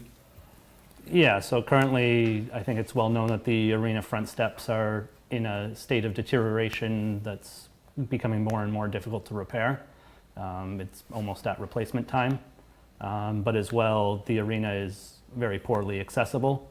The lobby has one level, the arena slab has one level, the change rooms have one level, and then none of them line up perfectly with grade, so there's a bunch of different levels. And that sort of put together with the fact that the ramp and steps are reaching the end of their life provides staff the time to make the upgrades to some accessibility while also fixing up the deterioration to the steps. So in the report, I outlined phase 1, which we're looking to move forward with, which is the conceptual design, and then also outlining for council's information phases 2, which would be proceeding with detailed design off the options in phase 1, and phase 3, which is construction and tender. Staff would like to move forward with phase 1 as soon as possible to keep things moving before it's too late. Okay, and your options are in the next report, so I guess we can discuss them then too. So, okay, then I'll go to council, and actually I'm going to go to Councillor Wells on this first. Thank you, Mayor. Hi, David.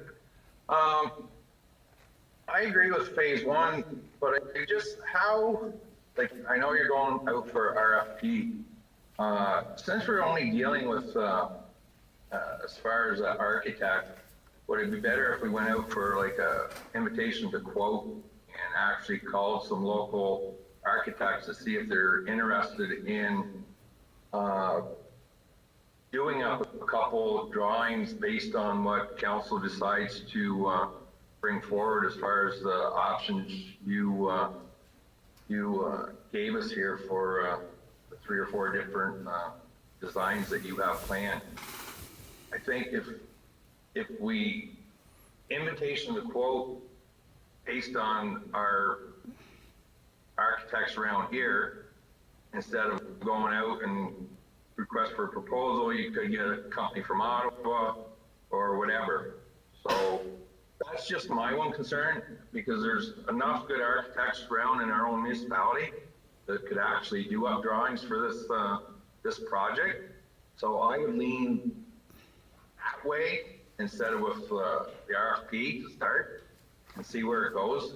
Like, we definitely need to start somewhere, and phase 1 is we need it, like a design, so we can get things going. And like you said in your report, like have it ready to go if we get money for this and stuff like that. So that's all for me right now till I hear the rest to see you go around, Mayor. Okay, any comments, David? I think that's, I'll take that into consideration, Lloyd. Okay, Council Mellon? Well, I sort of agree with Councilor Wells. Like, I mean, phase one, yeah. The one thing I'm a little leery of is, you know, a Class D estimate, which I have found over the years is a useless piece of paper when you get right down to the tendering part of it. I'd like to see that, you know, be a little bit more refined on the cost. Maybe a Class A, Class B estimate, so we don't get a, you know, we get a Class D estimate, and we, you know, go out and we get a design, and all of a sudden the costs are blown right out of the water. So I think we need to go ahead with phase one. I get a little antsy when I see, you know, the estimated cost for phase two. So, you know, that's a lot of money for, you know, for phase two, I think. But, you know, maybe we can, you know, whittle that out a little bit, you know, less, and try and see if we can get a cost estimate, a closer cost estimate on phase one. So we're not surprised or coming back 2 or 3 times because of cost overruns or, you know, over budget on phase one, especially if we enter into phase two. Or I know, you know, phase two was supposed to give us a better cost, but it's nice to know that a little bit up front. That's all for now. Council Lewis? I think we should go ahead with phase one, but I also agree with my colleague across the way, Councillor Mellon. These Class Ds, we've had them come to us, and as he says, it's just a piece of paper, then we throw it away because it's usually a little different whenever it comes bang for the buck. So I think we should either go most likely with a B, Class B, myself. But as the years have rolled on, in case you didn't know, David, I was in recreation for 29 years, and most likely the last 5 years, those steps have really, really started to fall apart. And I notice whenever you walk into the workshop downstairs, the cement is starting to really deteriorate down there, and that's, of course, a section of the lobby. As you stated, it's a poor setup with those steps the way they are. I don't know why when they built it in 61, 62, why they didn't do it at ground level. It would have made a heck of a lot more sense, but I do believe that we should go ahead with phase one. Thank you. Yep, Mayor? Yeah, I have no problem moving ahead with phase one. David, I really like how you broke down the steps and stuff like that. It really, knocking it into phases and then having rough timelines really brings it, because I really like the phase three where you're looking at between April 2022 and September, because the steps need to be done. I'd like to see them done as soon as possible. Obviously, we'll have a conversation about which way to do it, but yeah, I'm good with this. Okay. I think we have to get this started, so phase one makes sense. I do have concerns, as Council Mellon and Council Lewis said. That I know you have to start somewhere. Class D is it's an easy start because it's just a big ballpark, but we've had too much experience this council where the big ballpark comes back way out, and you know, all of a sudden it's doubled, and we're all standing here, well, we had this plus or minus 30, and now we're at plus 50, and you know, that's a challenge. So just so you're aware, it's past experience that's given us that hesitation over Class D estimates. But other than that, we need, you know, I think it's a good starting place in where we're going to go with this structure. It is what it is, you know. no sense in crystal balling it and saying this is not the way it shouldn't have been done way back in the, I think it was the 70s they built that piece on, wasn't it? 74, 75. Yeah, so when they added that on, instead of going ground level and put it up, it all made sense. Nobody thought about accessibility. If you couldn't access the arena, well, you don't need to be there, and that's not the attitude we have today in society. We need to welcome everyone there as best we can. So, challenging situation, but certainly this is the way to get started on it. Anything further comments from any members of council on this? Councillor Wells? Thank you, Mayor. David, why can't, going over this, our design one and all that, why can't we just use the drawings that was done up in 217 as our phase one? Because that's all we already have a set of drawings for this, so why don't we use that and move on to phase two or whatever? And another thing, looking at the prices there, which I think they'll come in lower, they should. But again, this time and age with COVID now, you never know. But why can't we just run with the drawings we have now instead of going out and getting a new set of drawings? Just pick one design that we want, then do another set of drawings to whatever one we need, I guess. Do you have any, would you agree, David, or what's your thought on it? Well, as far as I know, we don't have any drawings from, the drawings that are shown in my report are from the slab replacement. And then there's just my colors added to it.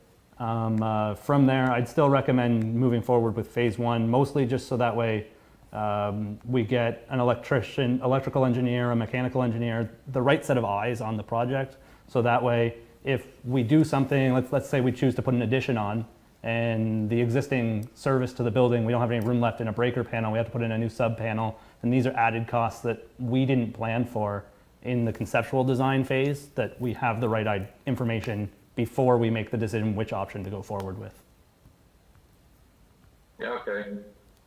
Like I said, we have these drawings here, which we could give to whoever, say if, again, I would love to go out just for imitation of quote, if we can, see what happens with that.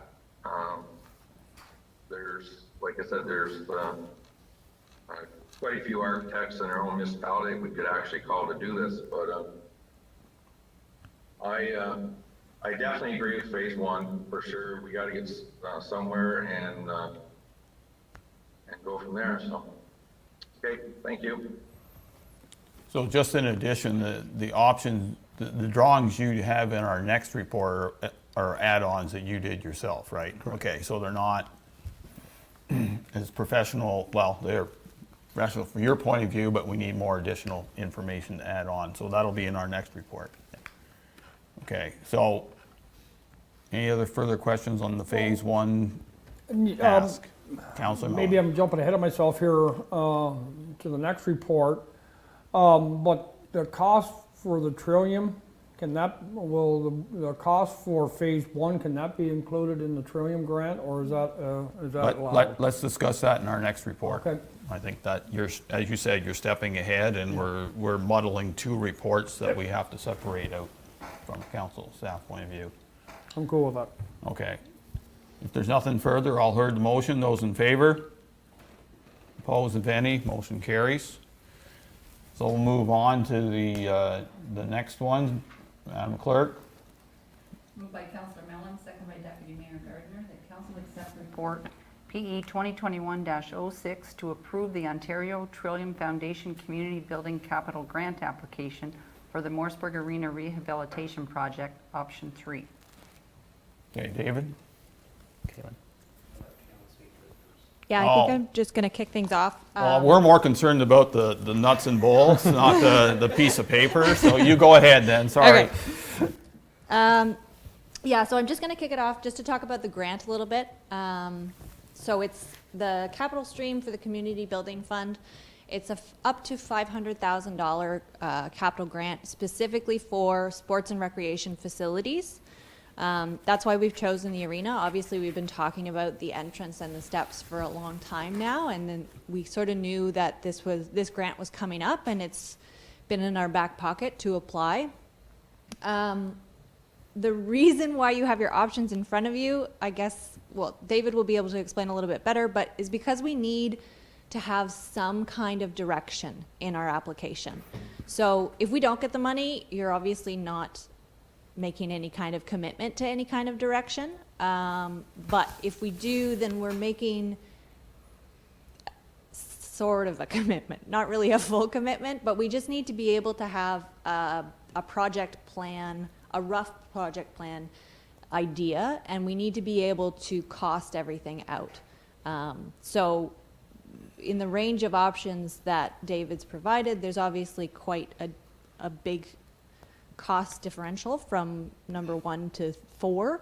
And so when we do the application, we sort of need to know where we're at so that we can provide those estimates. Because obviously we could get anywhere from $10,000 to $500,000. So that's where we're coming from and why we need this decision made from council today, because we do need that direction for the grant application process. But I'll let David explain the actual options and the technical side a little bit further. Okay, thank you for that clarification, David. So yeah, as Kaylin was saying, it's choosing an option for us to move forward with on the grant, so that way I have council's general idea as to what option presented. So whether we're applying for a grant funding of 150 or 450 and 500,000, so we're in the right ballpark. So I've sort of presented 4 quick concepts from my months of working out of the arena and ideas that have gone through my head as a guy who's worked on the other side of the table for a little too long. It immediately starts trying to solve problems. So option 1 is a solution, likely the most expensive solution, which is the addition where the steps and ramps are right now. Pull the building out, make a new inside space, provide an elevator in there to provide access to the varying levels. Option 2 would be making use of what used to be Sports Fix. It's a tight little space, but it does help us get lower to the ground. So rather than the 87 inches or so that we go up at the steps, we can actually enter at ground level. It's got its own disadvantages that's technically part of the cold zone in the arena, and we're passing through the addition that is the lobby, so there's a little bit of unknowns there. Option 3 is solving what Councillor Lewis already brought up, with some deterioration in the floor below in what's currently used as the recreation workshop in the lobby, and just lowering the workshop ceiling, which is currently, I don't know exactly, it's about 18 feet, and we don't really need that volume of space. So lowering the floor 42 inches so you enter the building at the same height as the arena slab. So it would shrink the outside stairs, but then we'd still have to provide inside steps and a ramp as well. So it's sort of the split the difference. And then option 4 I put in there would be the remove and reconstruct how it is, which would end up being the cheapest and simplest option, but not solve any accessibility issues. If you guys have any more detailed questions, I'll do my best to answer questions about the options, but they are, at this point, very high level lines on a page. Okay, thank you. Councillor Wells? I like, all options are good. Now, I would like either 3 or 1. I don't know how bad the inside is underneath the lobby part. Obviously, you said it's starting, so it'll have to be fixed at one point, but we wouldn't actually have to do that option 3 to fix that. That could be fixed by itself. But with this Trillium, if we go with option 1 with the building, do we have to, is it 100% funded if we get, or do we have to put money towards it, Caitlin? If we get the grant? It's 100% funded up to $500,000. Yeah, 100% funded up to $500,000, but we can't build anything new with the grant. So it has to be, it would have to be some kind, they use the words renovate, renovation, repair, or retrofit. So they're not allowing anybody to build any kind of new facilities, so we would have to be just sort of careful about if we were putting an addition on the way that we worded it, but it would probably be okay. Well, it would still be a renovation, whether there's all we're doing is basically enclosing a set of stairs. So I wouldn't call it, no matter what you do, whether you do option 3 or whatever, it's still, they could put it one way as new construction or a renovation, which any one of these options for me would be a renovation, whether there's enclosed stairs or whatever. I would lean to number 1, and now I'm not sure whether that would be over, I don't think it would be over 500,000 personally. But who knows, again, with these times. And I know right now, like municipality, we don't have a lot of money. If we did do a project, went with one and it came in at say 600,000, we have to come up with 100,000 or whatever, which we probably could in next year's budget. But I would lean to 1 or 3 for application purposes. If it came down to at one point or the other, we're gonna have to fix these stairs, whether we get this grant or not. And if going with option 4, David, like you said, is the cheapest, but what I would do with that, if we take that route with option 4, I would have it designed or drawn up that there's actually a foundation in the ground to actually build a building if we decide to do it down the road. Like we could put our ramps and everything in there and have the foundation in there for future applications we want to put a building around this. So I think that's when we get to that point, like I'm just saying, if we went with option 4, based on that we didn't receive the grant, it would be nice to have a design that we design our stairs and ramps and everything, that we have a foundation there for a future proposed building that flows them in. Because at the end of the day, if everything's closed in like that, it would definitely save a lot of labor work as far as snow removal, and it would just make them last a lot longer by not having the weather on them. That's all for me right now, Mayor. Okay, David, comments? The only comment I'd add to that, Lloyd, is if we move forward with option 4, the ice level of the arena will remain inaccessible. Because you'd only have access to the lobby, change room 5 and 6, but you'd still have to go down 42 inches to get to ice level. Okay, I'm trying to follow you on there.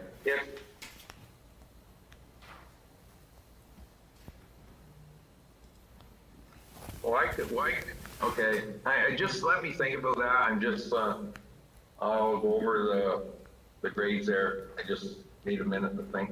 Wait, I'll let council go around. Okay. Could you inform council if we did do option 1, the annual maintenance costs on an elevator? I'd compare it to our annual contract that we have for the municipal hall right now, which is about $8,000. Okay, so you got to keep that in mind, that you will have these annual costs. I'm not saying it's not a bad option, I'm just telling you that there's further implications, so. Council Mellon? Yeah, well, I'm gonna sort of ask about that. Obviously, I don't think we need an elevator like we have here in the lobby, because basically the only ones that would be using it would be people with, accessibility issues. I've seen elevators are a lot less elaborate, I guess, if you will, for getting somebody in a wheelchair or have problems moving around. up to that lobby level. So I don't, if we're gonna put an elevator in like we here have here at the municipal center, the costs I think are gonna, just be, plus our maintenance, our normal maintenance.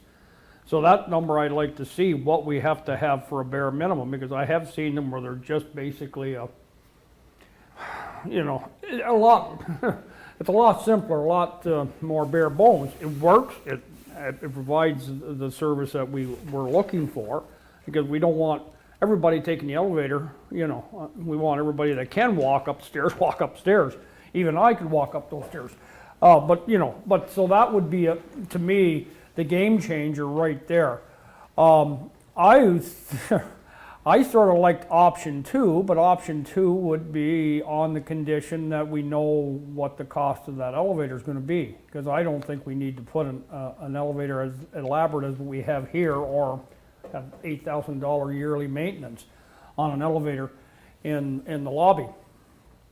So, but option 3 has its advantages, there's no doubt about that. We're going to lose some change room 5 is going to get smaller. Generally speaking, well, yeah, change room 5 will be smaller, will it not? If it is, then I would say not very much. Through you, Not very Mr. Mayor, so I was reviewing it with staff, and there's currently 2 showers in that change room when the other 4 change rooms they share showers, so there's half a shower for the other change rooms. So we were looking at removing a shower from that room and basically almost keeping it about the same square footage, but again, high-level concepts at this point, so that's sort of the nitty-gritty of the design, but staff has sort of thought about it a little bit. Yeah,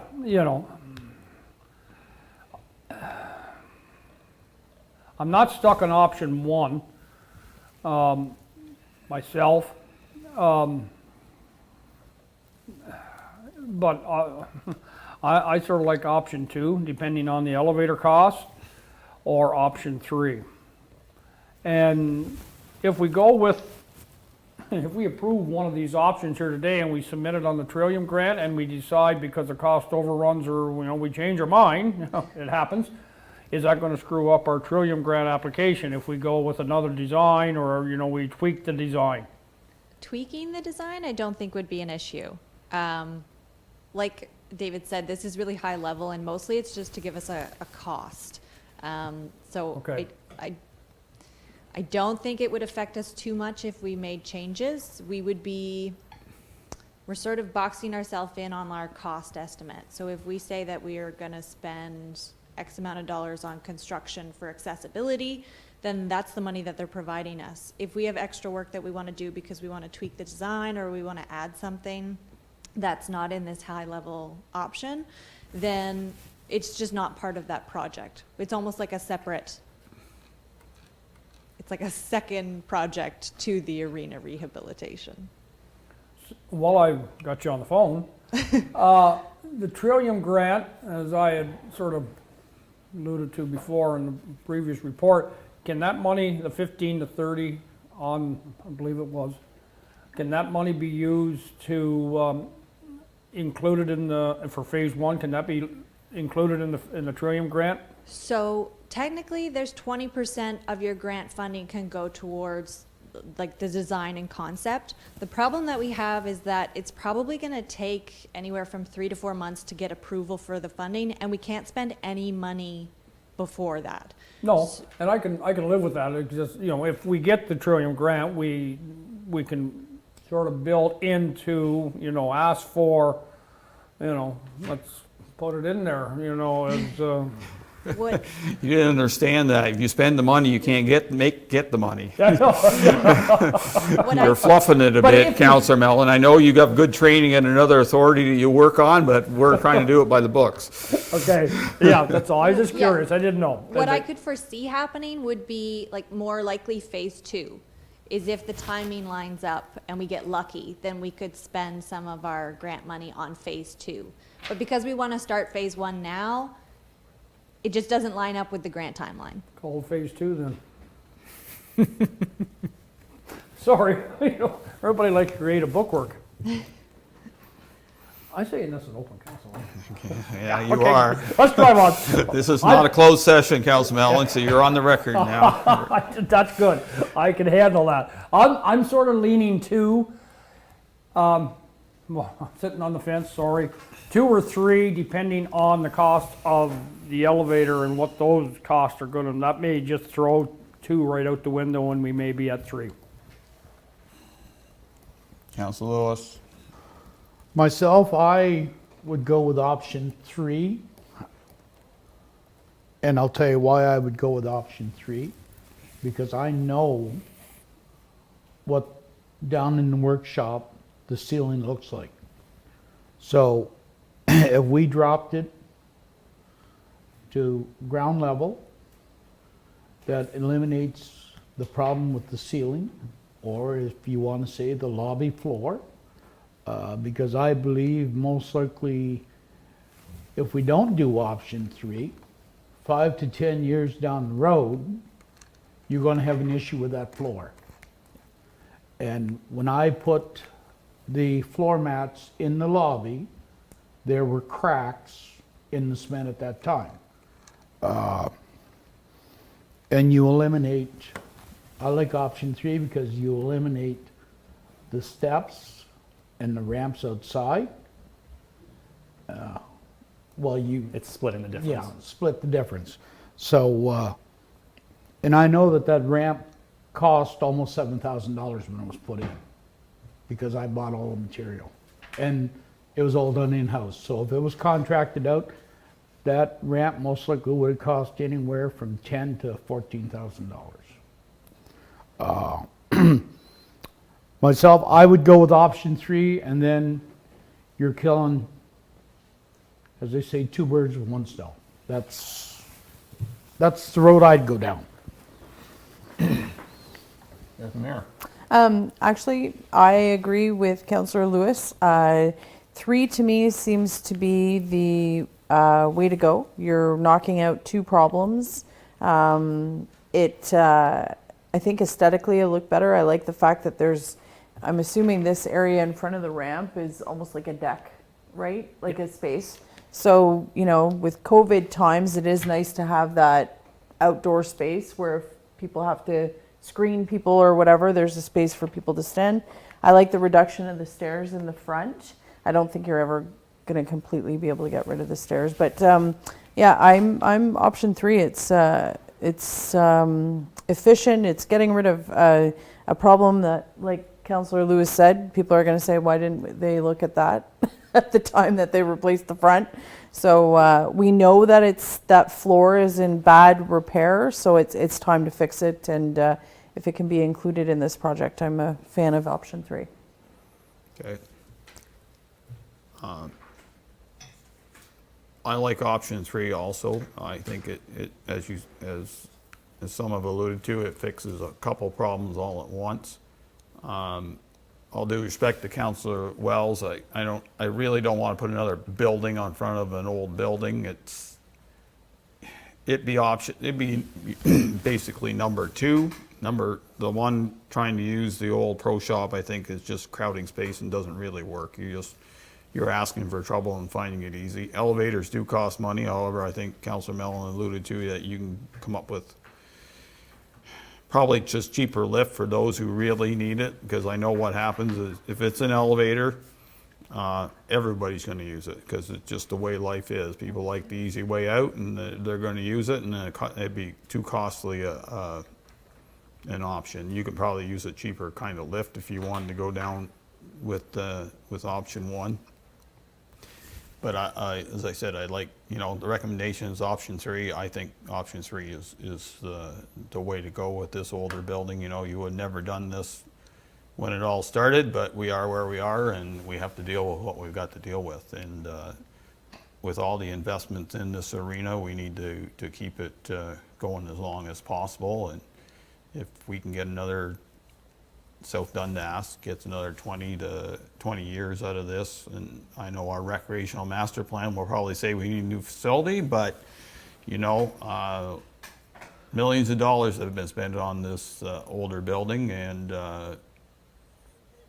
with that, you have to keep that in mind, that you might as well keep up what you've got to the best of your ability, and as long as it's structurally safe and it's not costing municipality a significant amount of dollars every year, then we will continue on with the arena as is, and at least fix up the steps. And you know, there's certainly better designed steps than what's been out there.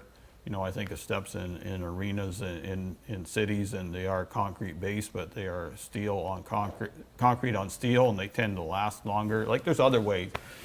Like, there's nothing worse than, you know, having to deal with a staircase that should have lasted longer than it has, but they're not really meant to last forever either. So,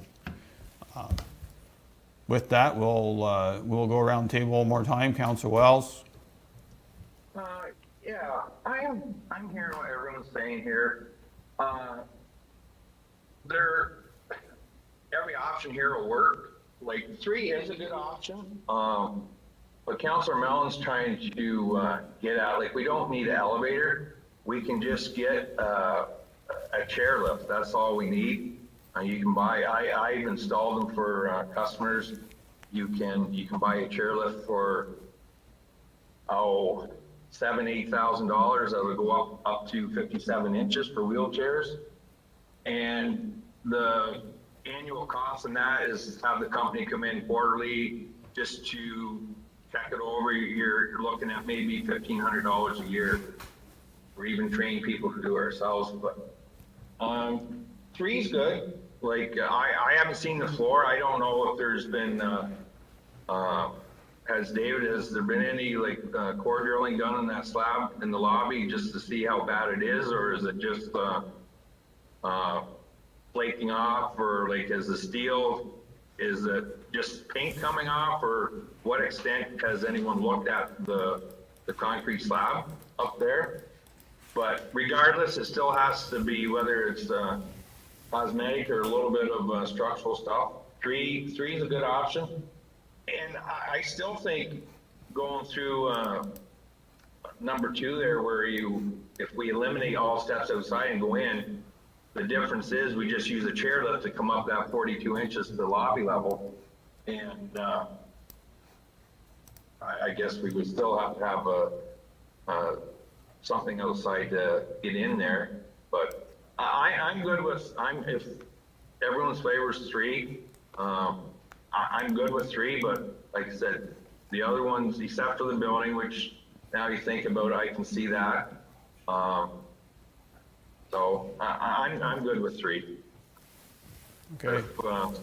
Think with like a chairlift, that's basically all we would need inside to get people up with wheelchairs, and it wouldn't be used for well, maybe someone with a walker, but a chairlift, which is the most bang for your buck in this situation, to get people up to that level. Councilor Melton, anything further? No, I mean, I sort of like having, you know, the front clean without, you know, without knowing, you know, the cost of the elevator or the lift or whatever. And I'm gonna, you know, take the word of advice from my colleagues that, you know, if that lobby floor is in bad a shape as it is, and, you know, there's no sense doing this if 2, 3, or 5, 10 years down the road, we got to fix that floor. I still like option 2, but I can live with option 3, Mayor Byvells. I just me. But if the floor needs to be repaired, I guess it makes a heck of a lot more sense to do it now, and they'll go with option 3. But without knowing the condition of that floor, I'll take the word that it's in bad shape, needs to be replaced. So. Okay. Anything further, Councilor Lewis? No, I think the bang for the buck is option 3, because I know that that floor in the lobby when you first walk in, and correct me if I'm wrong, David, underneath in the workshop is starting to shale. Like, there's pieces cement falling on the floor. Through you, Mr. Mayor, there's a little bit of spalling concrete in the first bay once you open the door. So it's probably within a year or two you'd be doing a patch job on it. But if we caught it right now, it's a fairly minor repair, like we could just spot repair it. But if we leave it for 5 or 10 years, we're probably looking at a much bigger repair in that front lobby. Okay. So, Mayor? Still option 3, Mayor. Okay, so the resolution on the floor is to accept option 3, so I'll have the clerk reread the motion and then we'll vote on it. Moved by Councillor Mellon, second by Deputy Mayor Gardner, that council accept report PE 2021-06 to approve the Ontario Trillium Foundation Community Building Capital Grant application for the Morrisburg Arena Rehabilitation Project with option 3. Okay, all heard the motion. Those in favor of the motion? Those opposed? Motion is carried, so option 3 it is for our grant. Thank you, David. Thank you, Kalen. Next action and request is for September 30th, which is the National Day for Truth and Reconciliation. I know that the CAO will speak to it on other concerns, but I know that AMO had sent out a draft resolution to recognize the day, and I'm hoping that that is brought to council next week so we can adopt it if council feels that we should adopt that resolution. The day will still be the day, and I certainly hope that we in South Dundas will recognize that working with our Indigenous friends on a better path forward is this one small step that we need to take. So, but there's other concerns that we need to deal with from a CEO point of view, so I'll turn it over to CEO. Yep, thank you, Mayor and Council. So we do have the resolution ready to go if Council wanted to pass that today. It was more of a discussion as far as I've had some requests from staff in regards to this September 30th of having the day to use. Right now, based on my conversation with other local municipalities, some are granting the day, some are not. A lot of it has to do with collective agreements that are in place, which we do not have a union. If I look at right now that what it is done from a federal level, it's only a federal holiday at this time. That is, I think, why you're seeing AMO pushing right now through the resolution is to get municipalities to look at it as a statutory holiday across Canada. So I'm looking for some comments from council, but from my standpoint right now, I'm looking at it as only as a federal holiday this year. And we can definitely bring that resolution forward now if we want, if council wants to support what's being brought to AMO, which goes back to that 2015 report, recommendation 80, which was a national holiday recognizing our Indigenous communities. So I'll throw it back to you, Mayor. Okay, so there's two subjects on the floor. We don't have a resolution to debate, but they're kind of intertwined, so so there's two parts that council consider. A, supporting a resolution that we don't have on the floor yet, so generally. And if you've read your emails, you would have seen it. And second is the question of whether granting staff a paid holiday for this, recognizing that it is a federal holiday, not a provincially mandated holiday. So,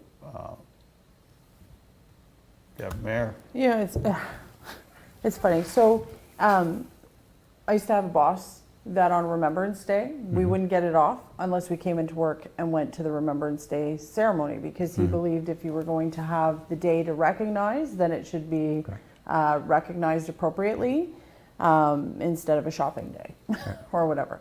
So I wish that we had some sort of education in place or ceremony that the day that's being recognized would be properly either trained out through training or something like that, so people understand why it's a day off. I think to have a day off, just to have a day off, somewhat is playing the system a little bit.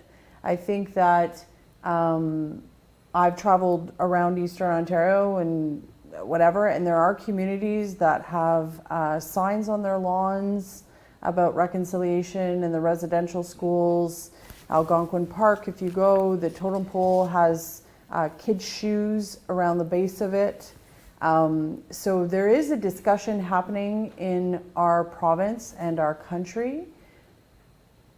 But for me to agree to it, there would absolutely have to be training recognition attached to it. It cannot just be a day to have a day, because that's going against the entire purpose of having a day of recognition. So at this point, unless there's something in play, my thought process, unless it's proven to me otherwise, that people would be taking the day off to educate themselves, learn, whatever the case may be, I do not feel that until we have ceremonies similar to Remembrance Day or whatever the case may be, that it's, we need more development around the day before we just give a day. I could be wrong. Maybe our Indigenous folks feel differently, but I think there has to be education around it. The purpose of having the day, there has to be education, or what's the point? We can make today Kirsten Day, and everyone can have the day off. So it's important to have joking aside, it's important to have the education component to it, or what's the point? That's my thought. Councilor Lewis? And I have to agree with Deputy Mayor Gardner. To have a day off, just to have a day off is, all right for staff. But I honestly think there has to be a purpose behind that day. And if we're not educated, as she said, it's just a day off to have a day off. So I would like to see a little more literature on that. Because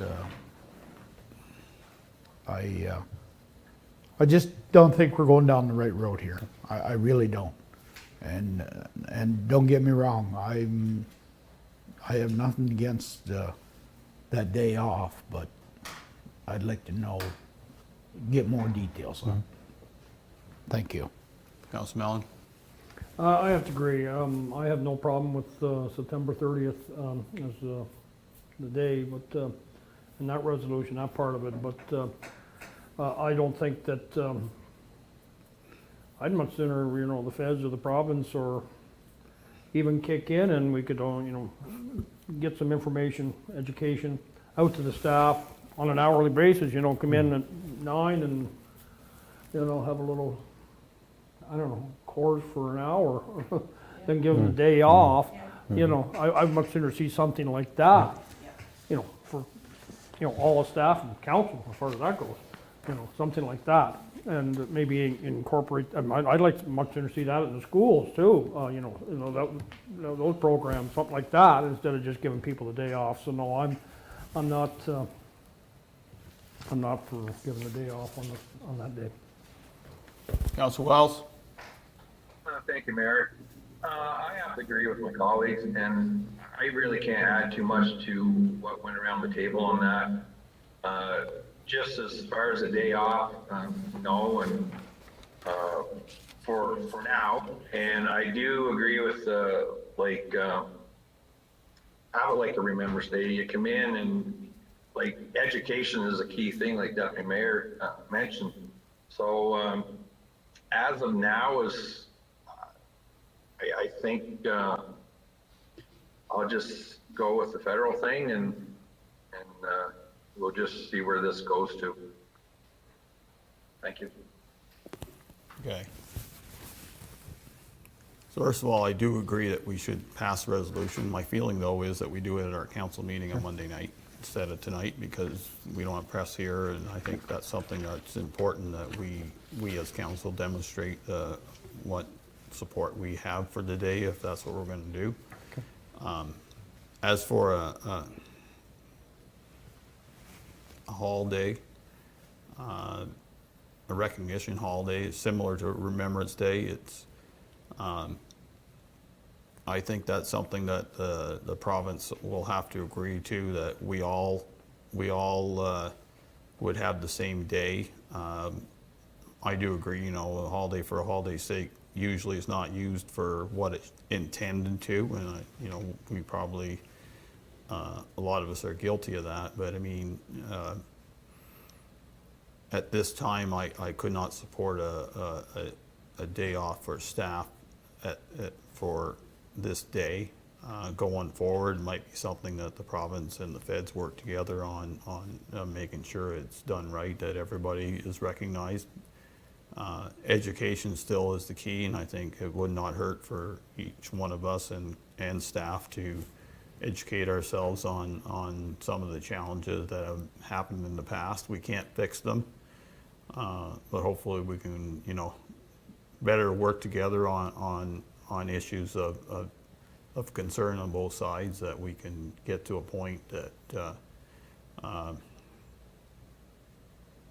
as I said, can't fix the wrongs, but at least recognize the wrongs and do the best we can to work together as a society in both sides, Indigenous and what I will say, quote unquote, the rest of us that have just colonized the area they had before. That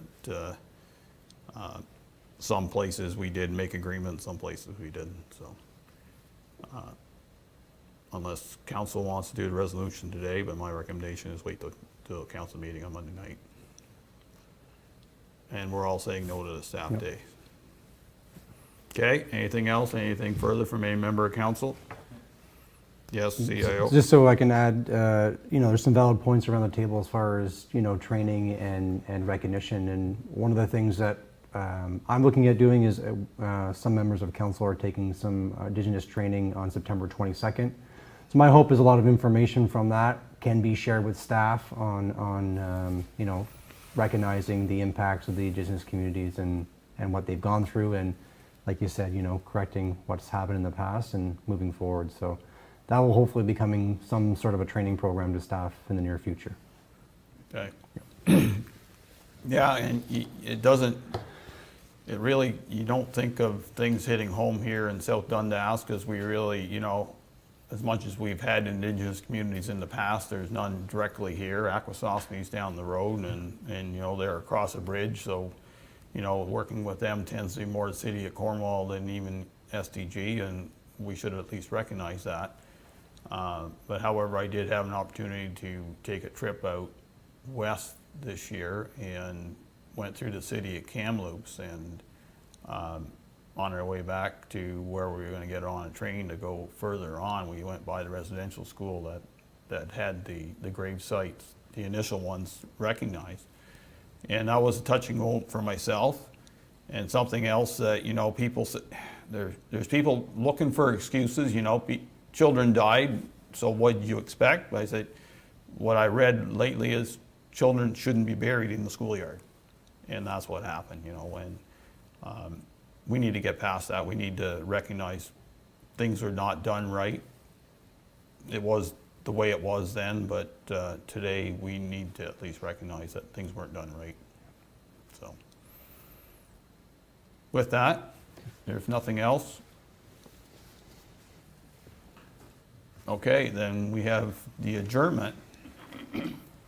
Moved by Councillor Wells, second by Councillor Lewis, that council now adjourn to meet again at the call of the chair. So before I announce the vote on that resolution, I'd like to thank council for their work today. I'd like to thank staff for their input, especially Peter and David and Kaylin. A lot of information today, so hopefully it's something that we had a good day and give enough direction to go forward with. All heard the motion, those in favor, opposed if any, motion carries. Thank you very much. Thanks, Lloyd.